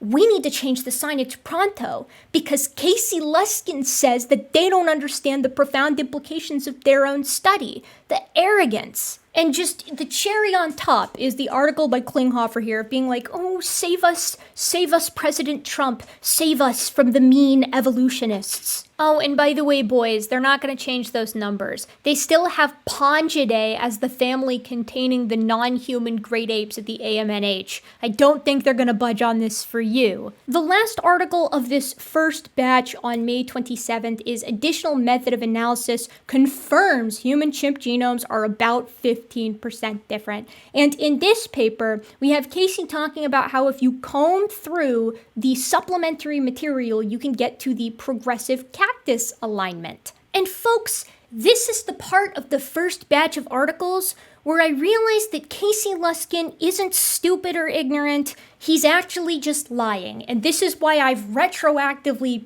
considered all of his previous lies as lies instead of as mistakes. That is chronologically when I realized he was lying. In retrospect, I now know he was lying a lot earlier, article-wise, than the one that we're on now. He's been lying since, like, the beginning, basically. He lied with one figure in the supplementary material, and now he's gonna lie with a different figure in the supplementary material. I guess he just didn't scroll down a little bit more to look at the other figures that are in the supplementary material, or perhaps he was being informed by somebody else who pointed him to this initial figure, and he didn't actually read the supplement for himself, because he says, I've just now realized that the authors also use progressive alignment to compare haploid autosomes between humans and apes and performed a diploid autosomal comparison of the same. So haploid versus diploid is just looking at sort of the one half of the genome versus both halves, so you get from mom and dad of the genome, to make it super simple and to probably butcher it a little bit, to be perfectly honest. Now, I just want to show you so you can see like how close these two things are to one another. Here's the alignment coverage of what he's talking about here. This is what we're going to get into in a second. These are alignment numbers, not gap divergence. Here, we're going to back up to those figures that he did use, and it's right here. Look, all of these progressive alignment stuff, this is immediately after the figures that he used for the first several articles. So I don't know how this is like I have now realized, unless, again, I don't think he read the supplement. I think somebody else pointed the figure out to him. And that's really interesting because these alignment tables are unbelievably problematic to the point that he's trying to make. Let's get into it first by reading what Casey has to say about it. He says, to cut to the chase, under the haploid autosomal alignment, only 91.47% of the chimp genome could be aligned with the human. And more importantly, only 84.95% of the nucleotides in the chimp genome had an identical one-to-one correspondence with the human genome. So that is basically a haploid genomic difference of 15.05% between humans and chimps. Pause. Let's go check it out. So we're going to control F here for 91.47 so we can make sure we're using the same table. Here's our alignment coverage of the new telomere to telomere human genome, HS1, in the 8-way primary progressive cactus alignment. So what this table is it's a comparison of the new human genome that's complete to a bunch of other genomes. And I know you can recognize many of the genomes here. We have the chimp and the bonobo and the gorilla and the Bornean orangutan and the Sumatran orangutan and the Simang. And we have the data for the autosomes here, as well as the sex chromosomes if you scroll down a little bit more. And the number that Casey's referring to is here, the alignment percentage between these two guys. So the telomere to telomere human to the chimpanzee, the alignment is only 91.47%. Wow, that's crazy. That's a number that we've seen a zillion times in all of those other previous papers. And then the identical percentage, so this is like the total difference between the two of them, or the total similarity rather, is reported here as 84.95. And similar numbers for the bonobo, the new complete human to the bonobo, that's expected. Similar numbers to the gorilla, but less than what we saw for the chimp and bonobo. Guys, this is matching the traditional phylogeny, right? Bornean and Sumatran orangutan are more distant still, followed by the Simang. All of that checks out, all of that makes sense. But I know you're wondering, what's GRCH36? It's a human genome. It's another human genome. You guys, it's a human-to-human comparison. And the results of the human-to-human comparison, in the same way that the human-to-chimp is 91.47 for the alignment, it's only 93.81% for a human to another flipping human. Likewise, the percent of identical pairs is 84.95 for the human to the chimp, and 86.96 for a human to another human. Casey, How did you miss this? It's right above it. Who's been doing this for 32 years, full-time professional, rated by One Family magazine, #1 clown, 9 straight years. You know, they say that a half-truth isn't just a half-truth, it's also a half-lie. So for you to report the percent similarity on alignment and then the identical base pairs for the chimp, and to omit the human-human context directly above it, which has massive, far-reaching implications for the bullshit that you've been spewing for the past several articles, because it reveals that we have yet another proportional decrease, and that those differences in the non-functional portions of the region that made those large-scale differences between chimps and bonobos and Sumatran and Borneo and orangutans as apparent as for humans and chimps actually also exist between two humans. That's how fast they accumulate. And you just omitted it? When it's right there, you couldn't possibly see this without seeing that? That's a lie. They gotta either believe me or they gotta check me, and they're not gonna check me. They just gonna let me lie. Hey Casey, citing that number without the further context that I've discussed in this video is a blatant misrepresentation, and this reality needs to be acknowledged always. So folks, this is the big punchline that I was talking about here, right? By the same method that you use to decrease the chimpanzee-human similarity from around 99% to 85, 86%, or here, 84.95%, you not only have to decrease the chimp and bonobo from 99 to 88, or the Bornean and Sumatran orangutan from 99 to 90, you have to decrease the human-to-human percent similarity of 99.9% to 86.96%. No one should do that. That's insane. That absolutely better than anything else illustrates why that number should not be used. Because humans aren't that different from one another. We accumulate differences quickly in non-functional portions of the region, just like every single other animal on the planet. That's why humans are 99.9% similar to one another, because in the regions of the genome that do things, and the regions of the genomes that make us us, that make us the same species, we share the overwhelming majority of our DNA. But if you want to do it Casey's way, and you want to reduce that to just the alignment plus the single nucleotide polymorphisms, you're going to separate humans from other humans by like 15%, 13% really here. Can you imagine the implications of that? Can you imagine how a statistic like that might be erroneously misused? In this paper titled Telomere to Telomere Yao, a telomere to telomere assembled diploid reference genome for the Han Chinese, I mentioned this in the video that you can see above and went over the implications there, but I actually missed an additional important implication that I'm going to mention now. We can see that the Chinese basically saw that the human telomere to telomere genome was assembled, and they were like, we should do one for the Han population as well. So they hopped to it and they sequenced a telomere to telomere fully complete genome for a member of the Han Chinese population. And this line really says it all. Each haplotype of the telomere to telomere Yao possesses 330 megabase exclusive sequences, 3,100 unique genes, and tens of thousands of nucleotide and structural variations as compared to CHM13, highlighting the necessity of a population stratified reference genome. So that gene right there, that genome right there, CHM13, that is this genome here, CHM13. So they're comparing it to the telomere to telomere complete human genome. As I said in the other video,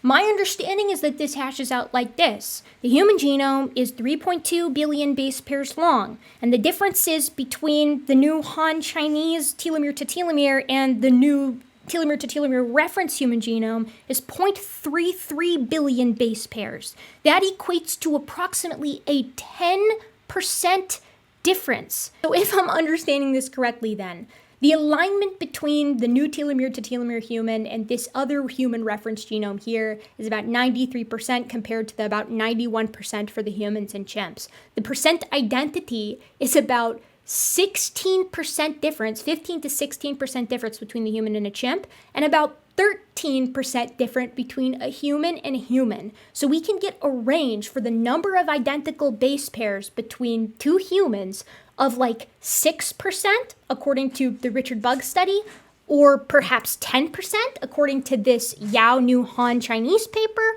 all the way up to 13% according to this paper, for the autosomes. That's what happens when you carry Casey Luskin's desired logic for the percent similarity between two organisms to its logical completion here. Now, I don't think that the human genome that's included in this complete sequencing of the ape genomes paper is as complete as the telomere to telomere, so it's probably artificially inflating the differences a little bit. What we can say with relative certainty is that the difference, at least between two humans using Casey's desired logic for comparison, ranges from 6 to 10%. We'll use the two external papers as our baseline here.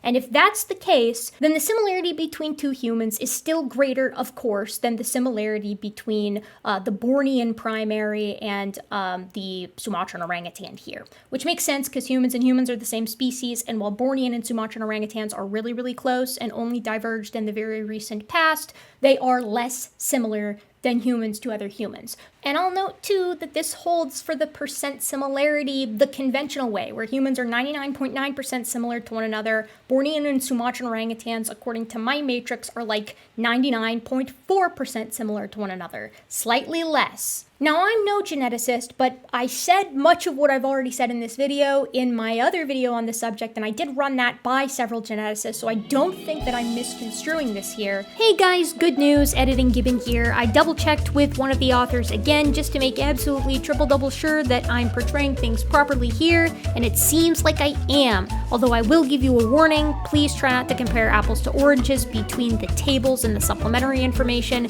Make sure you're only comparing pan-genome pairwise alignments to other pan-genome pairwise alignments, and not to the progressive cactus alignments. It doesn't impact things by more than 1% or 2%, but it's still best practice. That being said, I'm not a geneticist, so what I'm going to say next could be incorrect, but here's what I think is going on. Unlike single nucleotide polymorphisms, which only change one base pair, and that substitution rate is pretty consistent, like we can be pretty confident in substitution rates, large-scale deletions, large-scale duplications, and large-scale inversions can impact hundreds, thousands, millions of base pairs at a time, and even though it's only one mutation, one difference, it results in a far lower percent similarity between two sequences depending on how many base pairs are actually affected. When those types of mutations happen within the functional portions of the genome, it can be absolutely lethal to an organism. But if they happen in the non-functional portions of the genome, they can accumulate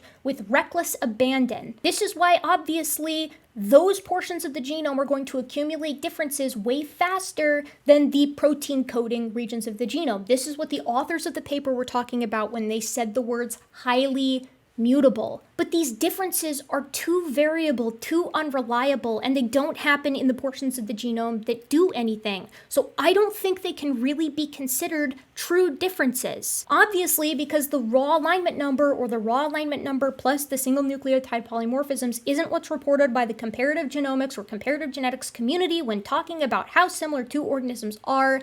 It seems like they agree with me on that. That doesn't mean that that number isn't important. And after all, we can look at the results of this complete ape genomes paper and see that even the alignment numbers recapitulate the same old phylogeny that we've seen a million times. It just means that that's not the number that we can or should use when we're asking the question how similar are two organisms. It's just too inconsistent and too uninformative. Not to mention its potential for abuse. Please consider what you're actually advocating for here, Casey. Again, the gorilla example underscores this perhaps better than anything else. To quote a buddy of mine who worked with the Chimpanzee Genome Project data all the way back in 2005, if you find a class of variant that represents large sequence differences between species, but also proportionally large differences within each species, all you've done is find more evidence supporting common descent, or gorilla population created kinds, I guess. And he finishes the last article of this first set of articles with this. One hopes that whenever such an analysis is done, meaning like a full look-see at absolutely everything, again, as more genomes are actually completed,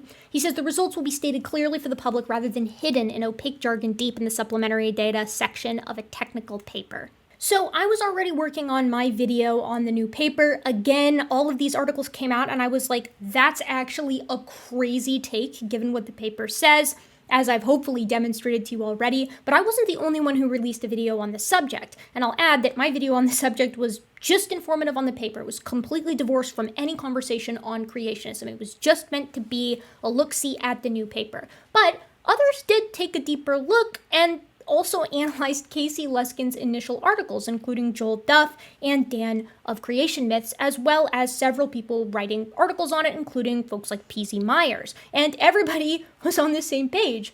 No, Casey, you're not representing this correctly, and some might even argue that you're lying. So Casey saw that this response happened, and we got another barrage of articles.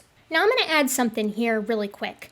Everybody else was basically radio silent on this issue. After the initial bombshell article by Casey, and we saw Answers in Genesis say their nonsense, and we saw Institute for Creation Research say their nonsense, everybody just kind of was like, okay, moving on. But it is here that I'd like to draw your attention to the silence of one very important player in all of this. Whew, just gotta chill.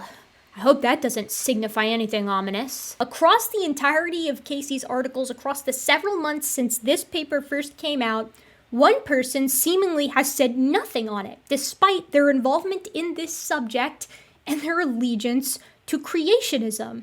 And that's Rob Carter. Now, recently I tangled with Rob Stadler, a different young Earth creationist who was also parroting the same nonsense from Casey's new article. And when he was talking about my involvement in the human-chimpanzee sort of saga of interactions, specifically my relation to Rob Carter and to Jeffrey Tompkins, it occurred to me that my work and my engagement with Carter and with Tompkins must be pretty well known in the creationist community for someone like Stadler, who I've never engaged with directly prior to this recent James Tour series of videos, to know about it. That got me thinking that there's absolutely no way that Rob Carter doesn't know about this new paper, doesn't know about Luskin's spin on it, and doesn't know about the initial spin that other creationists put on it.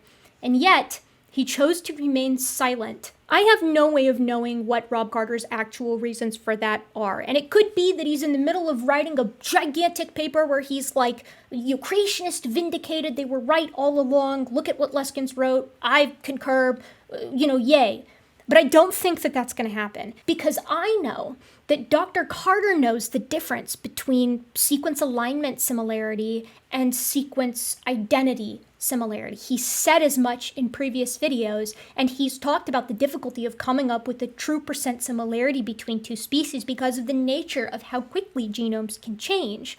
I think the reason he hasn't commented on this is because he knows better. Not he knows better like, ooh, me and Erica is going to come in and start, doing the left-right hook on every creationist who gets this wrong. No, he knows better scientifically because he's put the work in on this subject far more than any other creationist, and that includes Casey Luskin. Perhaps even more work than I've put in on the subject, although jury's still out on that. To me, currently, Carter's silence speaks volumes about the accuracy of Luskin's claims, because Carter has everything to gain. He said as much that he would love for the percent similarity between humans and chimps to drop, but I think that Carter knows the implications of using Luskin's methodology here, and I think he disagrees with that as a method. Again, I could be wrong. I'm speculating here. The lore is deep, and I can't help but run wild and go anime mode with all of this, but that's my 2 cents. I accidentally girl bossed too hard. So let's set the scene. It's about 3 weeks later. The other creationists have completely dropped off on supporting Luskin in any way, and yet several videos and articles have come out from various science communicators who are like, yeah, Luskin is misrepresenting this, please don't buy into it. The conventional scientific community has of course said nothing because they don't know that intelligent design still exists. Luskin stands alone on the battlefront with his next barrage of articles, and we get critics struggle with evidence humans and chimps are 15% genetically different. Let's see what he has to say. Let's take a look at the code. Wow, what a wonderful dog shit AI art piece yet again. You can tell because the chimpanzee's thumb is way too long. So Luskin is basically going to accuse everybody of disagreeing with him of coping, which is funny and a bit ironic given where he goes with these articles. He says, remember how I predicted that despite this new evidence, don't expect the 1% statistic to go away anytime soon? Well, we're already seeing that prediction come true, as some folks are continuing to defend the now refuted icon of evolution. The most ironic part is that many critics now admit that the new Nature paper shows humans and chimps are genetically 15% different, yet they can't let go of the 1% statistic. This is wild to me, because I know that he's reading the opinions of people who are like, yes, you can calculate it that way, as people have done before for many years now. But for reasons I just spent the past 2+ hours explaining, that's not the number that we use when we talk about percent similarity between two organisms. That number for humans and chimps is still about 99% if we're just looking at single nucleotide polymorphisms. This next bit is especially funny given the background that you've now had. Under authority support our calculations, he says, before I dive into what critics are saying, I want to know good authorities have come to similar numeric conclusions as I did. Richard Buggs, professor of evolutionary genetics at Queen Mary University, London, has written on the subject with posts on Twitter and at his personal blog. He was not an author on the original Nature paper, but he is thanked there in the first line of the acknowledgement, so he clearly knows something about the topic. Buggs wrote on X when the paper was first released back in April, first complete sequencing of the chimpanzee genome finds 12.5% difference with the human genome for non-sex chromosomes.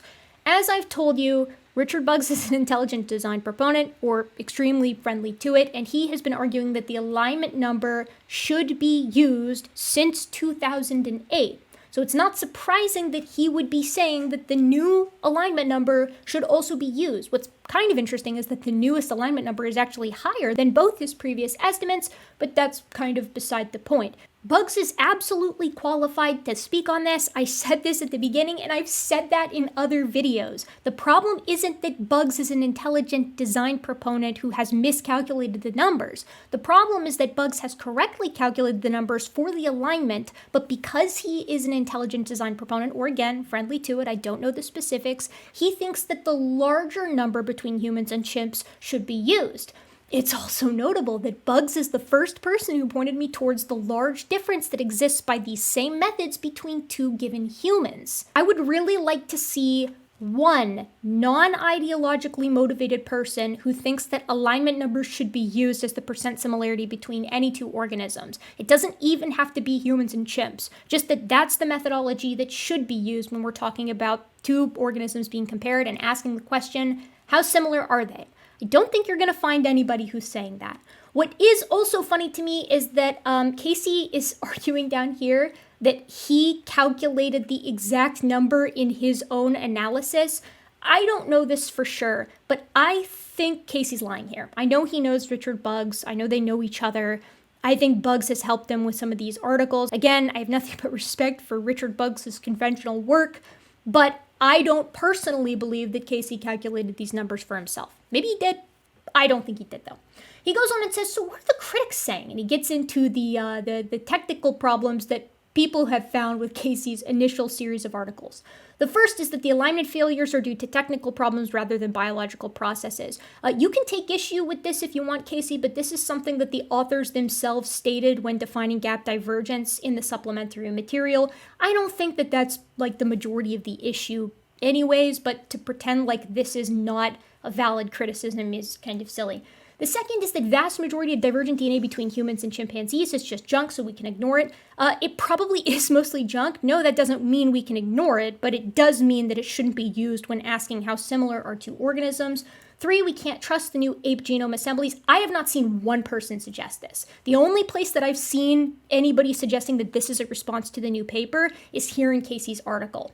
And lastly, trying to change the subject and talk about something else, specifically human-human genetic differences. And he's talking here about Joel Duff and perhaps me as well, because I believe my video was out by the time this article came out. Now, I don't know if Casey had seen my video at this point. Maybe he hadn't, but I think that I'm a pretty notorious, pretty big critic of creationists when it comes to the human-chimpanzee genomic similarity topic. It's pretty hard to avoid my content on the issue. I might be the biggest creator talking about it, definitely the biggest single entity creator talking about it. So I suspect that Casey had seen my video at this point, which means that he should be aware of additional problems with his portrayal of this new number. The first being, it's not new. I suspect Casey will probably respond to this video at some point. Again, I don't know that for sure, but he has a track record of this. And so I would like to see him respond to the fact that this number, the alignment number, has existed in estimate form for many, many years now. And I would like him to answer for the claim that this number is somehow new. I would also like for him to answer to the claim that this number somehow replaces the old number, when those two things were never comparing the same sequences of DNA. Two different numbers, two different methods. I would also like for him to answer for the fact that using the data from the paper, you get similar proportional decreases for chimpanzees versus bonobos and for Sumatran versus Bornean orangutans that you do for humans and chimps using Casey's preferred logic of percent similarity. He touches on the human-human stuff, but he has not touched this other problem, and I talked about that point blank in my video on the subject, which again, I don't know, but I suspect he's seen. Casey basically spends this entire article complaining that people assume that non-functional DNA is junk DNA or is in fact non-functional, but I showed you why we think that, and I directed you to somebody who's done this breakdown in depth and actually talked to Casey Luskin specifically about it. So now he gets to the end here. What's most ironic is that these critics aren't disputing the evidence that reality does show that humans and chimps are 15% genetically different. They're just trying to find ways to downplay or dismiss these differences. Casey, this is also a lie because you're still persisting in this idea that this 15% is a different number than the 1% that initially existed. Those were both always comparing different things, and estimates for both have existed for a very long time. We have methodological and conceptual reasons why alignment isn't used, but even if it were, it wouldn't help your case due to how that bears on human-human similarity, chimp-bonobo similarity, Sumatran and Bornean orangutan similarity, and a whole host of other critters that I'll probably mention later and have mentioned earlier in this video and in other videos. He says even if their junk DNA arguments were right, which they aren't, yes they are, Casey, I'm really sorry, but the whole genome isn't functional if you can knock out megabases of it and see no change in the organism or its offspring. They don't change the numbers or my argument. These represent real genetic differences between humans and chimps, and they need to be recognized regardless of what you think those differences are. That's fine by everybody involved as long as you're consistent across all organisms, which I know you won't be. Strong arguments can be made that the differences entailed in the repetitive DNA aren't junk. No strong arguments can't be made for that. I've already gone over this. But even if they were junky differences, that doesn't affect the percent genetic difference numbers in any way, and that's what we're talking about here. I hope that you can already see the struggle that he's engaged in, and it's only going to get more extreme as we move on. Personally, and I want you to tell me if you agree in the comments as we read through these articles, I think it's because in the first batch of articles, Casey didn't know the difference between alignment and sequence identity. I think he didn't understand the difference, and I think he genuinely thought that that second number, the 85%, is replacing the 1%, and that the second number was like totally new. I really think that he thought that. I think that he's realized he's wrong on that, but can't admit that because he wrote several articles on it and other people copied him, and so he's trying to save face here. He might try to accuse me of the same thing, like coping and trying to deal with this number, but I can answer that super easily and already have in this video. I've been mentioning that alignment number for years now. I've mentioned Richard Bugs in videos going back many years, as you saw in the clips earlier, and I've talked about how that is a viable means of comparison, but that there's a reason we don't use it, and there's a reason why it isn't considered the number that we use for percent similarity between two organisms. I'm not going to go over this next article because it's short, and I also think it's kind of goofy, right? It's the one on whether the new genomes are reliable or not. I see absolutely no reason to think that they're unreliable, and I haven't seen anybody proposing that. I've just seen Casey saying that people are proposing it. And skimming this thing again now, you can see how short it is. I don't even see him mention anybody saying that, whereas in the previous article, as you saw, and in other articles that you'll see, he specifically references who's making what argument. So this feels like a straw man that he set up to push down and be like, no, they are reliable. Don't listen to the critics who say that they aren't. Well, like who though, Casey? Who's saying they're not reliable? In fact, part of the reason why I know they're reliable, it's a very small part, but part of the reason all the same, is because the numbers are the same as the earlier ones, from the alignment all the way up to the sequence identity. That's part of how we know they're reliable, because they confirm previous estimates. So this is the big enchilada. This is the article that I was actually interested in seeing Casey make. Critics change the topic. Do human-human genetic differences matter? Okay, full stop, yes, they do.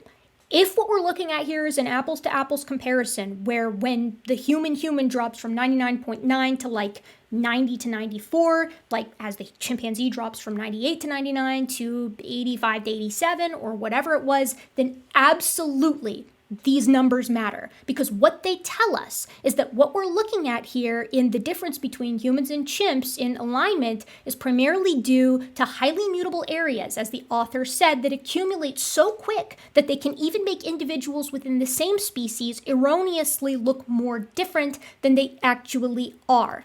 Yes, they matter. If the methods work and they're accurately being applied, full stop, this destroys Casey's argument. This neuters it, this drags it behind the barn and shoots it in the back of the head. So let's see how he deals with it. He says, one of the common yet unexpected reactions from critics to the discovery that humans and chimps are 15% genetically different is to change the topic. It's not a topic change, because by this method that you're getting humans and chimps to be different, humans and humans are like 10 to 13% different, or rather 6 to 13% different, depending on which you're accepting. These critics want to focus on something else, human-human interspecific genetic differences. I call this a reaction rather than objection, because these folks generally don't contest the newest evidence about the human-chimp genetic differences. Before going any further, let's remind ourselves of what the relevant arguments have been. So Casey's trying to recenter this. He wants it to be exclusively on this number and this number alone. Just like old Jeffrey Tompkins with his numbers every time they came out, they never want any comparison or any context, because it reveals just how limp and impotent the argument actually is, or the numbers actually are. Every time, every number, every method, humans end up being more similar to chimpanzees than rats are to mice, or house cats are to tigers, or dogs are to foxes, and creationists like Luskin or Tompkins or Kenham or any of these other yahoos cannot have that. So they have to keep it laser focused on the number in isolation. That's all Casey is doing here, because the fact that this human-human genetic difference is evident and brought up to him, as I said earlier, absolutely atomizes any ground that he thought he had gained with these articles and with this paper. So Casey wants to keep it on refuting the icon of evolution, which he thinks is the 1% genetic difference between humans and chimpanzees, and he's fighting against that and that alone. That's how he's trying to frame this. He's like, whoa. I'm not saying that this refutes this, that, or the other thing. All I'm saying is that humans and chimps aren't actually 1% different from one another. This new paper with all this new data proves it, except for the entire past 2.5 hours I've been explaining that it does no such thing. Casey has to keep it focused on that, though, so that he doesn't get in trouble for all the implications of what he's actually saying here. So he goes through the history of some of this stuff. He's arguing that humans actually are exceptional. I've talked so much on this channel about how humans are apes. We are great apes. We are a part of the tree of life. We are another animal amongst all the other animals on this planet. That doesn't make humans not cool, and it doesn't mean that we don't have certain things about us that make us unique and really awesome. It just means that every organism on the face of the planet has things that make them unique and really awesome, and that there's nothing about humans that is categorically different. Again, we dial things up to 11, but nothing that we do is completely, not found in any shape, form, or fashion in other animals, and specifically in other apes. So Casey sort of gives the reasoning for why he's been going after the 1% myth here, and he's arguing that it's like, people use it to say humans aren't exceptional. People use it to say we're just another ape. And it's like, Casey, even if you change the number to the 85% or whatever, you're just changing the frame of reference. All of the relationships still hold. All of the phylogenies still hold. All you're doing is taking on the baggage of saying that two humans aren't actually 99.9% similar. Is that worth it to you? Is it worth it to you to say that two humans are 6 to 13% different from one another, so that you can say that chimpanzees and humans are 15% different? This article has such don't hit me, I'm just a little birthday boy energy, where he goes through and he's like, I'm just simply pointing out that the factual basis for this common, iconic argument for evolution is wrong, and it's wrong by an order of magnitude, more than an order of magnitude, except it's not, again, apples and oranges. He goes on to say it's not a valid argument for evolution. It's not just wrong, it's logically fallacious. And so a secondary point I've been making is that the exact genetic similarity between humans and chimps, whatever it may be, is a fascinating number, but by itself, it's not really relevant to addressing questions about evolution. Where is that in this series of articles? Where has that been in this series of articles? He says consistent with his past discussions here, but like, I have not seen any of that in this series of articles. If it has, it's been a footnote, completely thrown to the side in favor of just absolutely underscoring again and again and again that it's like, guys, it's not 1 anymore, it's 15. Except again, it's not. So he goes through and talks about how it doesn't matter, the number doesn't matter, and I think the reason why he's doing this is because he knows he's on the ropes here. I think he realizes what a large mistake he's made in characterizing this as such a massive change, and so he's trying to not just reframe the argument, but like rewrite how he's been treating it. But it's like, dude... It's all available. I even used the Wayback Machine on the first article to see if he's changed it at all. No, he didn't seem to go back and edit anything, at least not anything obvious. Casey sums it up here. My point is this. I've never claimed that the mere % genetic similarity between humans and chimps helps us discriminate between evolution or intelligent design. Yeah, because it couldn't. You guys can't distinguish between what is the result of common design versus common descent because you accept both, but there's no defining criteria.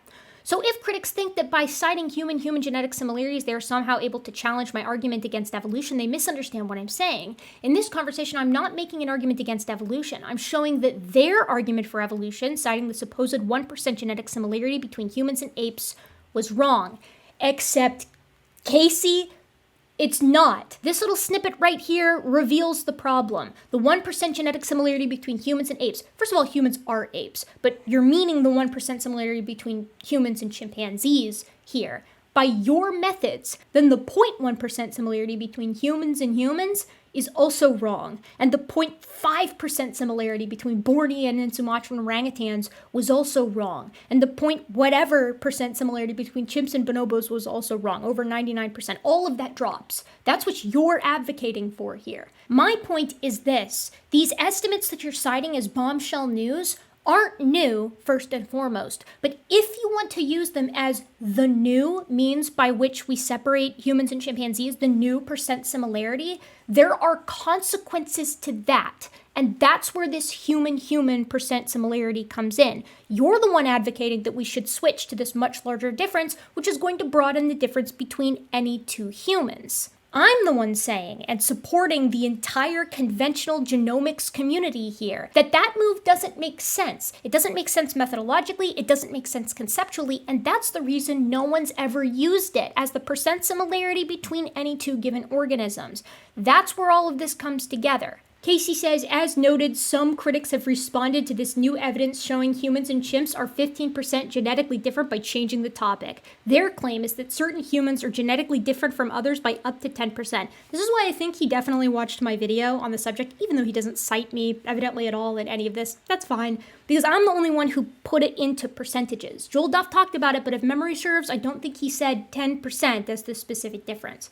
But remember, Casey, by your methods, by your proposed methodology here, your % similarity methods, so you can get humans and chimpanzees to be only 84.95% identical looking at the autosomes. Remember when you brought up this number in particular and also this number in particular? It's actually that humans and humans can be upwards of like 13% different, right? This is what you proposed, not me.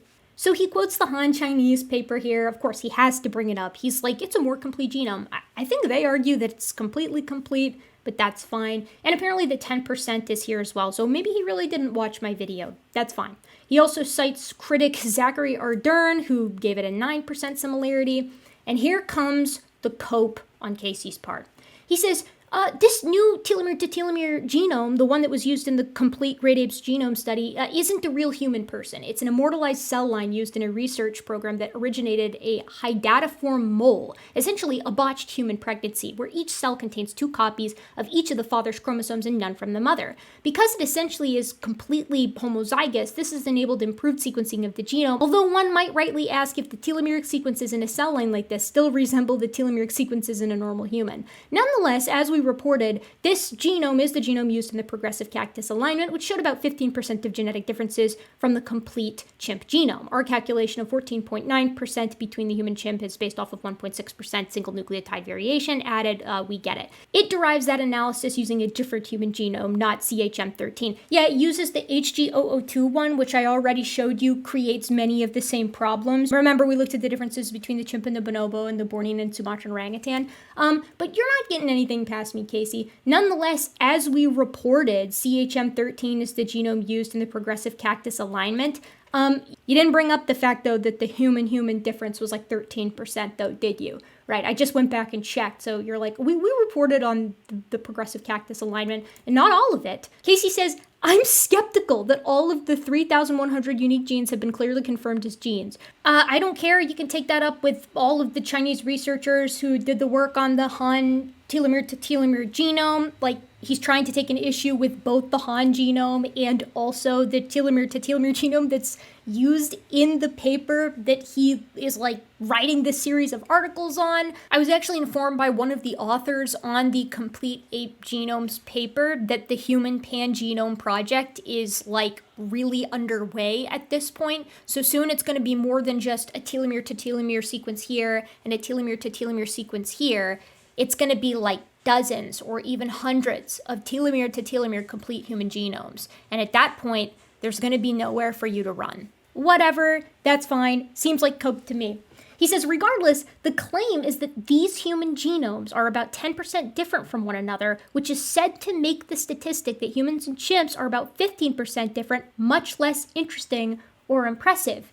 Yes, it does, and you can't get around that. You have this exact same problem regardless of which human genome we're using. It's with human versus human, it's with the apes versus each other. It's even an issue if you look externally to other pairs of organisms. The alignment is always going to be lower, and it's lower proportionally when compared to sequence identity. So now we get into the serious cope from Dr. Luskin. First, he says it doesn't matter because all he was ever arguing is that the 1% myth, the icon of evolution, needs to be done away with. Now, I already talked about like a gazillion times in this video, and I'm gonna keep doing it. No, you're comparing apples to origins. Again, you're saying that the alignment number is replacing the sequence identity. These have always been two different numbers with two different methods of comparison, and I will never stop repeating that. I want everybody who watches this video to commit that to memory.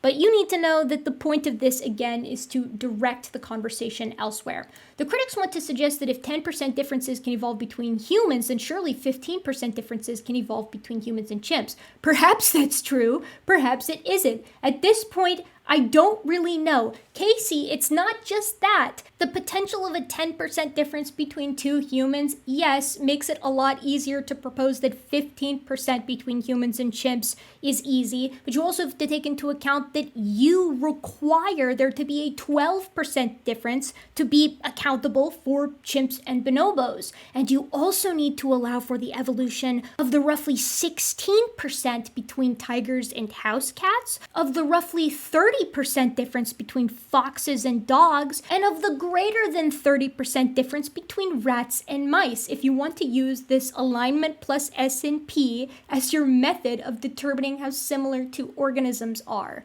But he's walking back all of the implications of the previous articles where he's like, none of this matters, it doesn't have any bearing on evolution or intelligent design, I just want this icon of evolution to die for unrelated reasons, I guess. Perhaps such an analysis would pose a challenge to evolution, or perhaps it would not, I really don't know, and it's not really relevant to what I've been arguing. Yes, it is, and I just spent the past, 2 hours and 45 minutes explaining why. Two critics, Zachary and Jewel, have recently argued that even 15% genetic difference between humans could potentially evolve if time allowed by the fossil record. Duff, a professor of biology at the University of Akron and theistic evolutionist, spends a lot of time answering certain creationists who say this new evidence of 15% genetic difference between humans and chimps definitively refutes evolution. But I haven't argued that we know yet whether the 15% genetic similarity between humans and chimps is a problem for unguided evolution. Whatever, none of that matters for the point that I'm trying to make here, which is that Casey's been wrong the entire time and he's trying to soften the blow on this. But there's more to say. Number two, 10% may not be a typical degree of human-human genetic difference.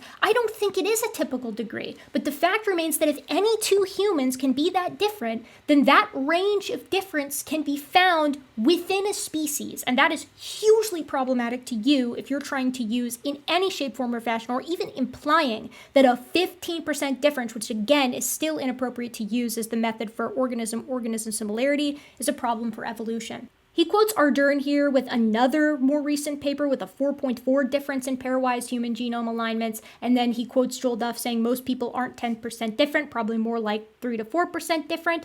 That's fine, but again, the point stands. If 10% exists between any two humans, either 10% is allowable within a single species, or you, Dr. Luskin, your methods are implying that two humans might not be the same species. Do you really want to go down that route, dude? This section is maybe the most ridiculous so far. I kid you not.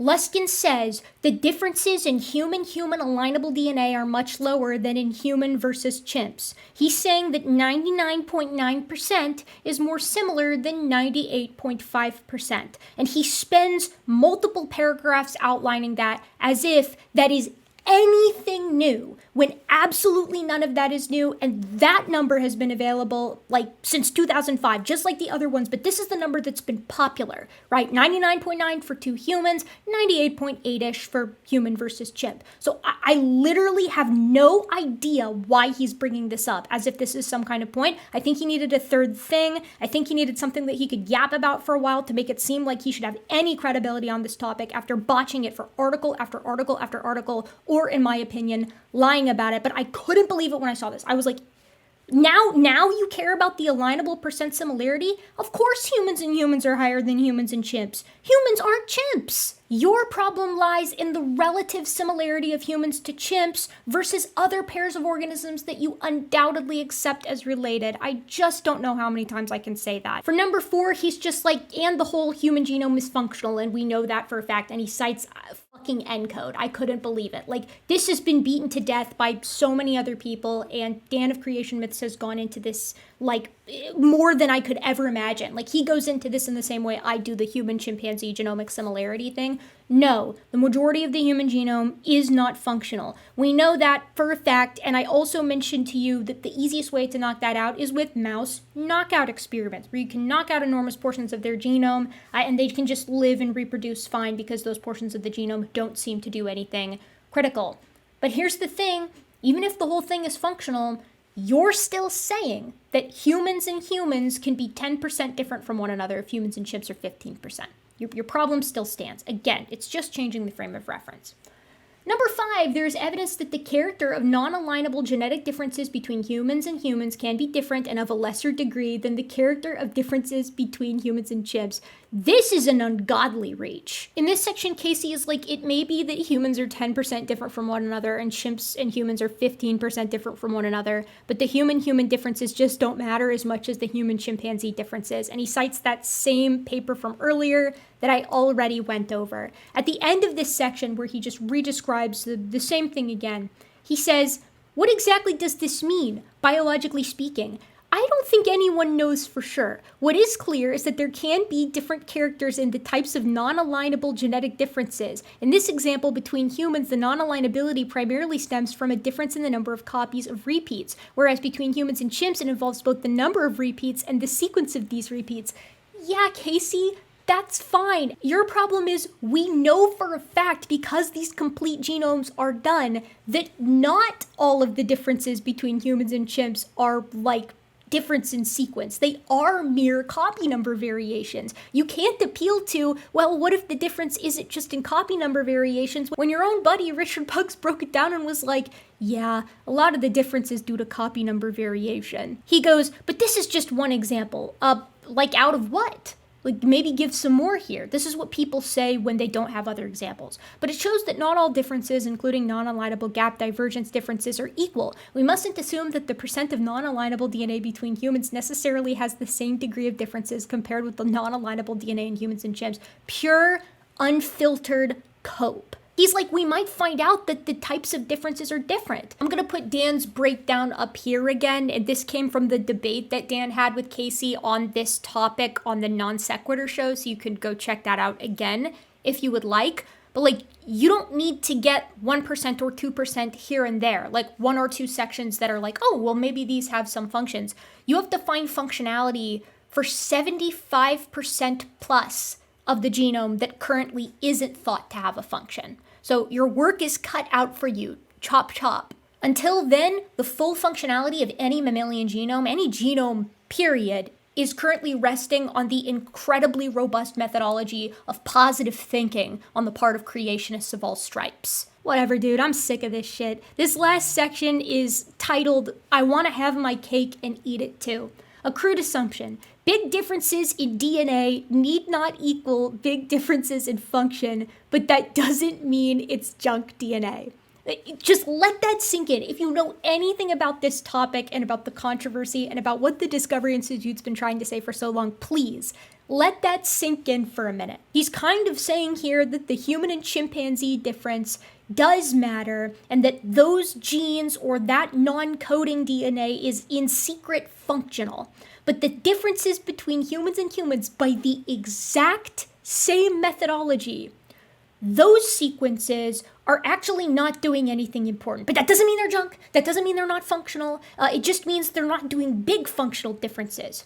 But they're definitely still functional. Bro, what are you talking about? He waxes poetic about that conceptually for a while. I don't care. Dan's already gone over in depth how we know that the genome isn't 100% functional. The fact that the authors don't buy into all of this nonsense that Casey is pushing is proof in and of itself. But I've spent the past 2 hours and 45 minutes going over all of the issues with Casey Luskin's proposal that the 1% has now become 15%.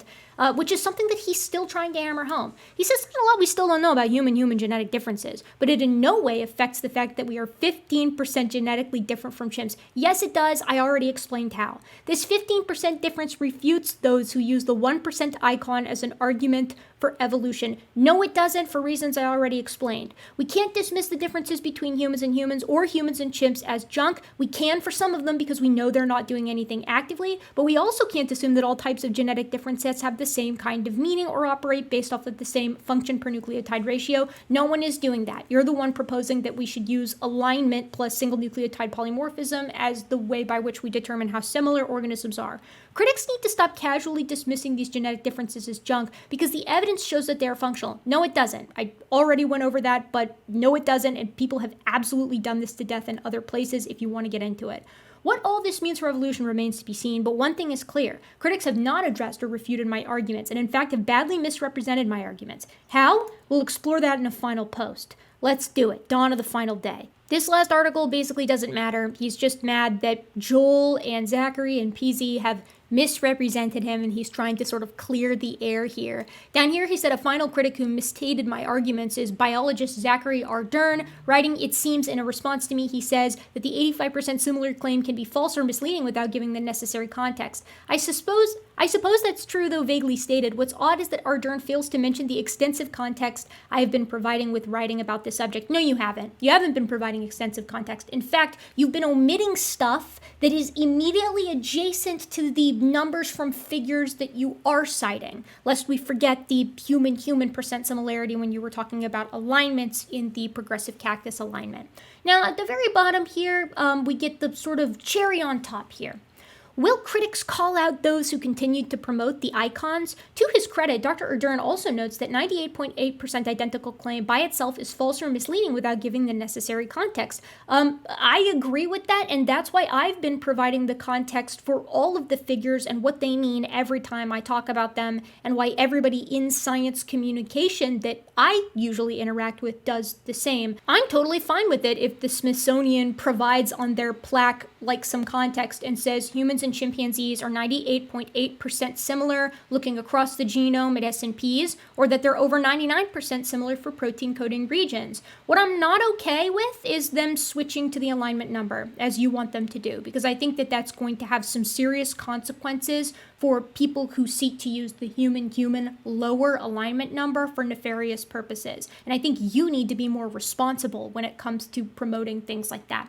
He says, I also appreciate that Dr. Joel Duff expressed a willingness to correct the record in the future. I hope that other critics will do the same. But if one of the main responses to my arguments about human-chimp genetic differences has been to misstate what I'm saying, then I feel encouraged that the critics don't have strong responses. I feel pretty confident that I haven't misstated any of Casey's positions because I've just read them to you. I've just gone through his article sentence by sentence. It's hard to misconstrue someone when using their own words. In fact, what I've done is actually provide you with the context that Casey just didn't provide you with. Part 6. Summary of the stuff Casey got wrong and lied about. So let's go over the things that Casey got wrong in a nice, neat, little clippable section here at the end that you can kind of refer back to and quote if you feel like it. Number 1, he lies about the novel nature of this paper with relation to genome assembly and genome completion. This is specifically with relation to humans and chimpanzees, which is what his series of articles are about, but we were using non-humanized chimpanzee genomes and also pretty nearly complete chimpanzee genomes prior to this most recent study. So to imply that this is brand new and that's why the numbers are so groundbreaking is a lie. Number 2, Casey tells us that this new percent similarity replaces the old percent similarity. We have understood since the beginning of comparative genomics that alignment numbers, percent similarity in protein coding regions, percent similarity across the whole genome just looking at single nucleotide polymorphisms, and percent similarity looking at the whole genome with those SNPs plus indels included are 4 separate methods of comparing genomes, and they are not even the only 4 methods of comparing genomes. Likewise, we have had estimates since 2005, but really good estimates since 2013 for the alignment percent similarity between humans and chimpanzees, in addition to the protein coding, SNPs only across the whole genome, and SNPs plus indels across the entire genome. So, to imply that a new alignment number, which matches quite nicely with older estimates, is replacing an old sequence identity number, which the new estimates also map very closely with, is a lie. That leads me to number 3, which is really a combination of 1 and 2. Casey obfuscates that we've had estimates for all 4 methods of comparison in question for many years. It's true that Richard Buggs was one of the first ones to propose the alignment numbers in 2008, but since 2013, as I've showed you, we've had estimates for all of those methods of comparison, and that's an important point since Casey goes on to imply that something nefarious is at play and is responsible for why the alignment numbers aren't front and center as this big brand new difference between humans and chimpanzees. I know that Casey is actually aware of the difference between those 4 methods of comparison, and he's aware that there is a history behind those 4 methods of comparison, which means the fact that he hasn't edited for clarity those initial articles means he's lying again. Since this is the Casey obfuscates portion or number of the summary at the end, I'm going to add that he also edited a figure to get rid of inconvenient information for an argument he was trying to make and ignored data immediately on top of a data point that he was reporting that he found was beneficial, but then he obviously didn't report the data point that he found to be inconvenient. There seems to be a trend here. They just gonna let me lie. I love lying in public. That's the type of man I am. I like that. You know what I'm saying? Number 4, if you want to use alignment or gap divergence as the true difference between humans and chimpanzees, other pairs of organisms such as bonobos and chimps or Sumatran and Bornean orangutans will drop proportionally. You could go and change all the plaques at the Smithsonian and the AMNH and the NHM, what have you, and remove the 99% similarity between humans and chimps, bumping it down to an 85-86%, but then bonobos and chimps has to drop from 99% to about 88%, and Bornean and Sumatran orangutans from 99.5% to 90%. And that's nonsensical and stupid. It's also potentially dangerous, which leads me to number 5. If you want humans and chimps to go from 98.8 to 95, you're also going to have to drop humans from 99.9 to anywhere from 87 to 94%. The differences between humans and humans and chimpanzees are by and large analogous, owing themselves to large-scale duplications, large-scale deletions, large-scale insertions, insertions and large-scale inversions. These types of mutations, when they occur in the non-functional portions of the DNA, can occur and accumulate very rapidly, which is why the differences exist within species and also between closely related species like chimps and bonobos or Sumatran and Bornean orangutans. It's also why we shouldn't use it as our method for determining percent similarity between organisms. Well, that and the fact that if you do choose to use it, racists will be all over it, erroneously so. Number 6, Casey's articles are completely bereft of any additional comparisons of organisms that he accepts are related. Yeah, this is the same problem that Tompkins had. It's funny, there sure is a through line through all of these creationists in their inability to actually do good science when it comes to humans being apes, closely related to other apes. I wonder why that is. Casey includes 0 comparisons of anything other than a human to one of the apes, and that's really important because those other comparisons ground and contextualize the percent similarity between humans and chimps, regardless of which method we're using. I already included the differences between some of the other ape pairs, chimps and bonobos, and Sumatran and Bornean orangutans, but it's worth mentioning that tigers and domestic house cats are like 95% similar looking across their genome on the alignable regions, but that drops to like 84% using Casey's methodology. Likewise, rats and mice are like 80 to 85% similar when looking at the alignable regions, but that drops to like 70% or lower if you want to use Casey's methodology. I don't doubt that Casey would think that cats and tigers or rats and mice are actually related. The reason he doesn't include them is because that makes it so abundantly clear that the differences between humans and chimps, no matter how you categorize them, aren't very big. So I want to take one more detour and do a cool little visual representation for folks out there who may be visual learners, as I am. NIH and NCBI has this really cool genome viewer, comparative genome viewer, where you can take a species and an assembly and compare it to another species and assembly and see how they actually map to one another. This is a super cool little tool. As you can see, we're looking at 2 humans here. We've got, I believe these are our 2 haplotypes. We've got HG002 on top and the telomere to telomere primary, I think, on the bottom. And they're not identical, right? You can see there are mismatches all over the place, things ending up where they ostensibly shouldn't be. And if you want, you can show only forward alignments or only reverse alignments here on the bottom. Our reverse alignments are ones where we've seen an inversion, I believe, so there's actually like a surprising amount of inversions that have gone on between 2 humans. And all of this adds up to that percent difference when we're looking at an alignment as a whole. Here's our human and chimpanzee primary. I believe these both also come from the Grade A Genomes paper. And you can see that we've got a lot of stuff ending up where it ostensibly shouldn't be. But more than that, we have a whole lot of reverse alignments. So things that have sort of inverted in on themselves in addition. This is obviously way less similar than what we saw with a human to a human. Chimp versus bonobo, or rather bonobo versus chimp, falls somewhere in between the two, right? Like it's less similar than what we saw with human and human, but it's more similar than what we saw with human and chimp. That maps with our understanding of how phylogeny works. Now, my understanding is that we're looking at the portions of the genome that can be aligned here. We're not looking at, like, alignment numbers themselves, because where would the lines go? I want to show you a comparison.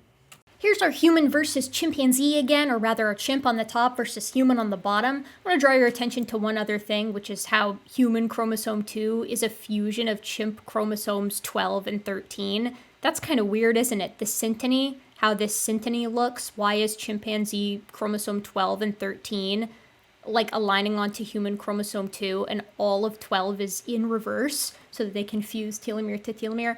That's not what I want to show you. What I want you to do is soak in the differences that you can see between the human and the chimp. Again, this is the stuff that, to my understanding, is already aligned. This is excluding non-alignable regions, I think, because I don't know where the lines would go. And then I want you to compare that to this. This is the rat versus the mouse, right? We're looking at a rat here on the top, the Norwegian rat, and the house mouse here on the bottom. And I hope you can see visually now just how much more different rats are to mice as compared to humans and chimpanzees. Not only do they have a lot of sequence identity differences, right? Like a greater amount than humans do to chimpanzees, but their genome is like completely scrambled compared to one another. Everything is seemingly in the wrong place. There are all of these massive inversions. And like most creationists would tell you that these two are related by genetics and by morphology, but that these two are not, and obviously so. I hope you can see that that's stupid and dumb. But above all of this, I feel the need just to point out one more time for everybody in the back, with relation to humans and chimpanzees, and this is something that I checked with the authors, our understanding of their relationship hasn't changed. Humans and chimps are still more closely related than any is to a gorilla, they're more closely related than rats are to mice, and that's problematic for somebody like Casey Luskin, because that relationship holds no matter which method you use. We get the same phylogeny every single time. This is why what's going to end up happening is what we got a little taste of in this very last article. They're going to resort to the types of differences. And that's fine, but that has no bearing on common ancestry. So when you utilize the usual 99% number or the 96% number, and some creationist comes at you and says, didn't you see the new study? Humans and chimps are actually only 85% similar. You're gonna say this in response.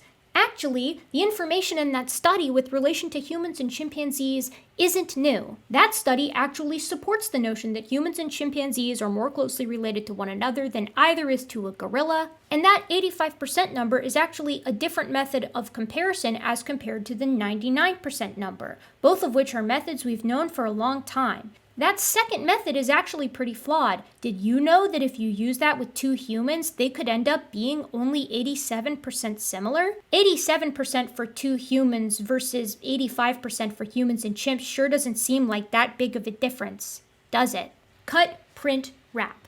Now, after looking into this pretty extensively, I feel pretty confident in just using the roughly 99% number for the percent similarity between humans and chimps. I think we should always be clear with our words and what we're actually comparing there. And if someone pushes back and asks for the entire genome, nucleotide by nucleotide, that raw alignment, including S&Ps, we can talk about that too. We just have to remember where that lands other pairs of organisms. That has to be a part of the conversation, especially with relation to evolution and creationism. Good thing I've been doing that this entire time, and essentially everybody else I know who's a science communicator here on YouTube has as well. Casey has not slain an icon of evolution here because it hasn't been an icon of evolution for a very long time. The myth of 1% has been busted by the conventional scientific community for a really long time. There's actually articles with that title. It's a perfectly fine number to use as long as you're clear on what you're talking about. The truth is, you can't home in on a single universally applicable perfect number that everyone agrees upon for the percent similarity between any two organisms because there's so many different ways to compare them. For my money, I'm just going to stick with the methodology that the entirety of the genetics and genomics community uses, and that's 96 to 99% for the similarity between humans and chimpanzees. It's also 99.9% and up for humans and humans. And it's 95% for tigers and house cats, and about 85% for rats and mice, and so on and so forth. It may be that in 50 years, the entire genetics community is just using the alignment number, but they're not using it now, and I trust them way more than I trust any of these creationist goobers on the subject. If they change to alignment number, I'm happy with doing that, because remember, everything's going to change proportionally. The phylogenies will still exist and be just as problematic as they always have been for the creationists, and they're going to create some really interesting problems for themselves, given that chimps and bonobos only hash out as 1 to 2% more different under this new alignment method than humans and chimps. How are you going to explain that one under a design model, guys? Or in 6,000 years? My prediction, though, is that they're just going to keep presenting all the numbers. They might put them all up front and center in the introduction. That would probably make the creationists more happy, at least. But I don't think that we're going to get the alignment number only, because remember, it's not really telling us anything, or certainly not the whole story. And when that happens, the entire conventional scientific community will just be like, cool, business as usual, and the creationists will rage and seethe and maul over the fact that we're still seeing the 99% number, because it's still really relevant for protein coding regions and whole genome with S&Ps. But But humans and chimpanzees being like 96 to 99% similar to one another is something that just doesn't sit well with creationists in general. It's why it consumed Jeffrey Tompkins and why it's consuming Casey Luskin. They have to get that number down because they can't stand it. They don't want to be that similar to a chimpanzee. But my dude, even if you are 99% chimp, you're 100% ape, because no matter how you hash out these percent similarities, humans nest firmly within hominidae, and you can't get around that. One thing that I try to emphasize on this channel is that, again, that doesn't make humans any less cool. It doesn't make our story any less epic, and it definitely doesn't preclude your ability to be religious generally, or to be a Christian. To quote one of my favorite creationists, the data are the data. So that's it. That's our deep dive into Casey Luskin's lying about this subject and his bungling of some aspects of it. I don't like Casey Luskin very much. I didn't like him before. I really don't like him now. Here's what I'd like to see from him, and here's what I need to see to stop picking on him. I need to see not a retraction necessarily, but at least an edit on some of those past articles to clarify the things that he got wrong and the half-truths that he told, because a half-truth is a half-lie. Moving forward, I want to see Casey put his money where his mouth is and provide the context for the percent similarity looking at those alignments plus S and Ps, since he wants everybody else to do the same when we're talking about the percent similarity for protein coding regions or whole genome plus S and Ps or whatever. That also means, for my role in all of this, he needs to acknowledge that humans and chimps are more closely related than either is to a gorilla, and that the phylogeny has maintained through all of these years, as well as these numbers not being new. I need to see a lot of revising. He doesn't have to make all those changes if he doesn't want to. I'm not his mom, but until he does, in my eyes, he's just gonna be a bold-faced liar. Sorry. To be clear, omitting the history on this, like previous alignment numbers, is lying, right? Like a half-truth is a half-lie. And so leaving that out isn't a difference in interpreting the data, it's him omitting portions of data, which is lying. And of course, there's deceptively editing a graph in order to make it look like it supports your point a little bit better, and omitting data points that are inconvenient, despite the fact that they're immediately adjacent to the point that you're pulling. I think all of that's pretty brutally lying too. Now, I am certain that I got at least one thing wrong in this video. I'm positive. I always manage to botch at least something. And I'm not a geneticist, so that puts me especially at risk. But I tried to only talk about things that I have checked with geneticists just to be sure. But some stuff that I've said has come from my own background, my own experience with this subject, and my own research. So it's possible that I got stuff wrong there. What I can promise you is that if I have gotten anything wrong, I'm going to revise myself. I'm going to correct myself. It's going to show up either as a pinned comment underneath this video if it's something small, and if it's something large, I'm going to pull the video and revise it so that the information is as correct as it possibly can be. I've been egregiously wrong before on this channel, and I've corrected myself because that's the right thing to do. So as painful as it is, if I've screwed up somewhere here, you'll know about it as soon as I do.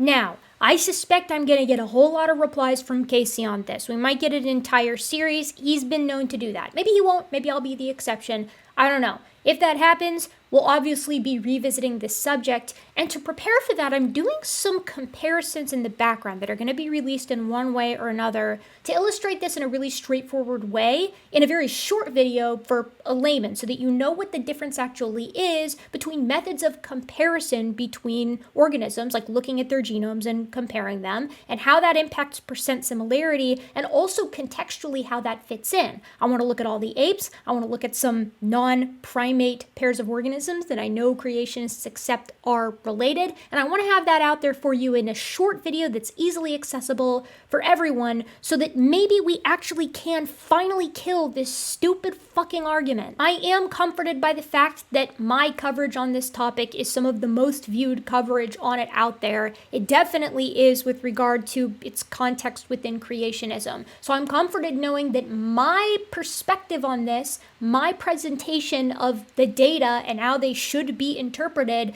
is going to be consumed a lot more than any of these dinguses on AIG or ICR or the Discovery Institute, Casey.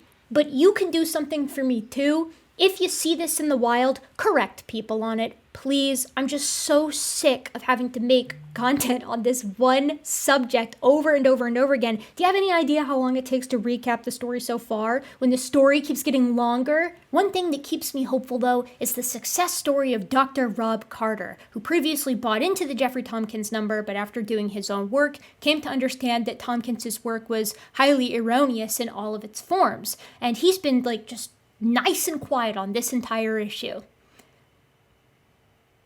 What's that? Oh, Dr. Carter. Not a good move. This isn't a smart move, my friend. And it's a little shameless. You stole my title. I see what you did there. And, real recognize real. I know that you're a petty little thing at heart, but you could have been a little more subtle, I think. Yeah, so I was completely done with this video. 2 days before it was set to release, Carter drops this article, and I waited to see what he would say. You can see from the video. I waited to see what he would say. He didn't say anything. I felt confident in giving him compliments and kudos, and then he just had to go and disappoint me. I was actually very irritated at this at first, so much so that I sent him an email and I was like, well, isn't that just great? Lovely timing, Dr. Carter. Now I have to go and edit a 3+ hour video. But then I thought, actually, it would be funnier and sort of preserve the spirit of the thing and the spirit of how I felt over the course of this whole thing to just keep it as it is and then sort of turn this on its head at the end. Now you can feel the same disappointment in Dr. Carter that I felt. Isn't that lovely? Now, I've already read the article. I've already made notes on the article. It's a real trip. It's interesting in some ways and shocking in others and surprising in others still, but in a bad way. So I thought we would go over it together. Now, this video is already 3+ hours long, so I'm not going to do that here. I'm going to give that to you here in a day or so, let you have a rest, a little holiday break, well-deserved, might I add, for sticking around to the end. And then we're going to talk about Robert Carter's little 180 that he's done.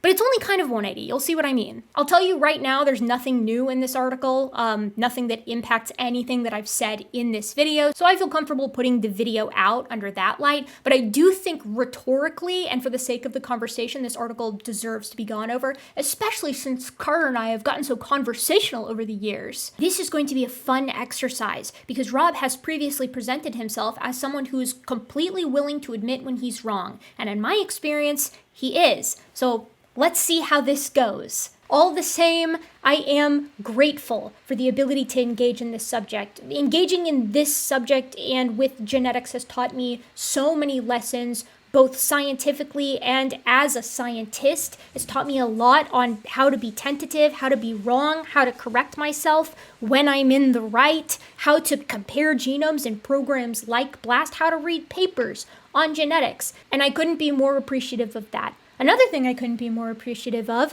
is you. If you like this kind of content, please consider supporting me in the free way, which is liking, commenting, and subscribing. Let me know in the comment section, do you think Casey Luskin is lying here? Am I totally off base? And if you want to support me in a more financial way, you can join my Patreon. Patrons get early access to videos, and they're eating really well lately, and they get their names at the end of every video. So with all that being said, I want to thank you from the bottom of my gentle and of course very modern heart for being such a curious primate, and I'll see you real soon next time.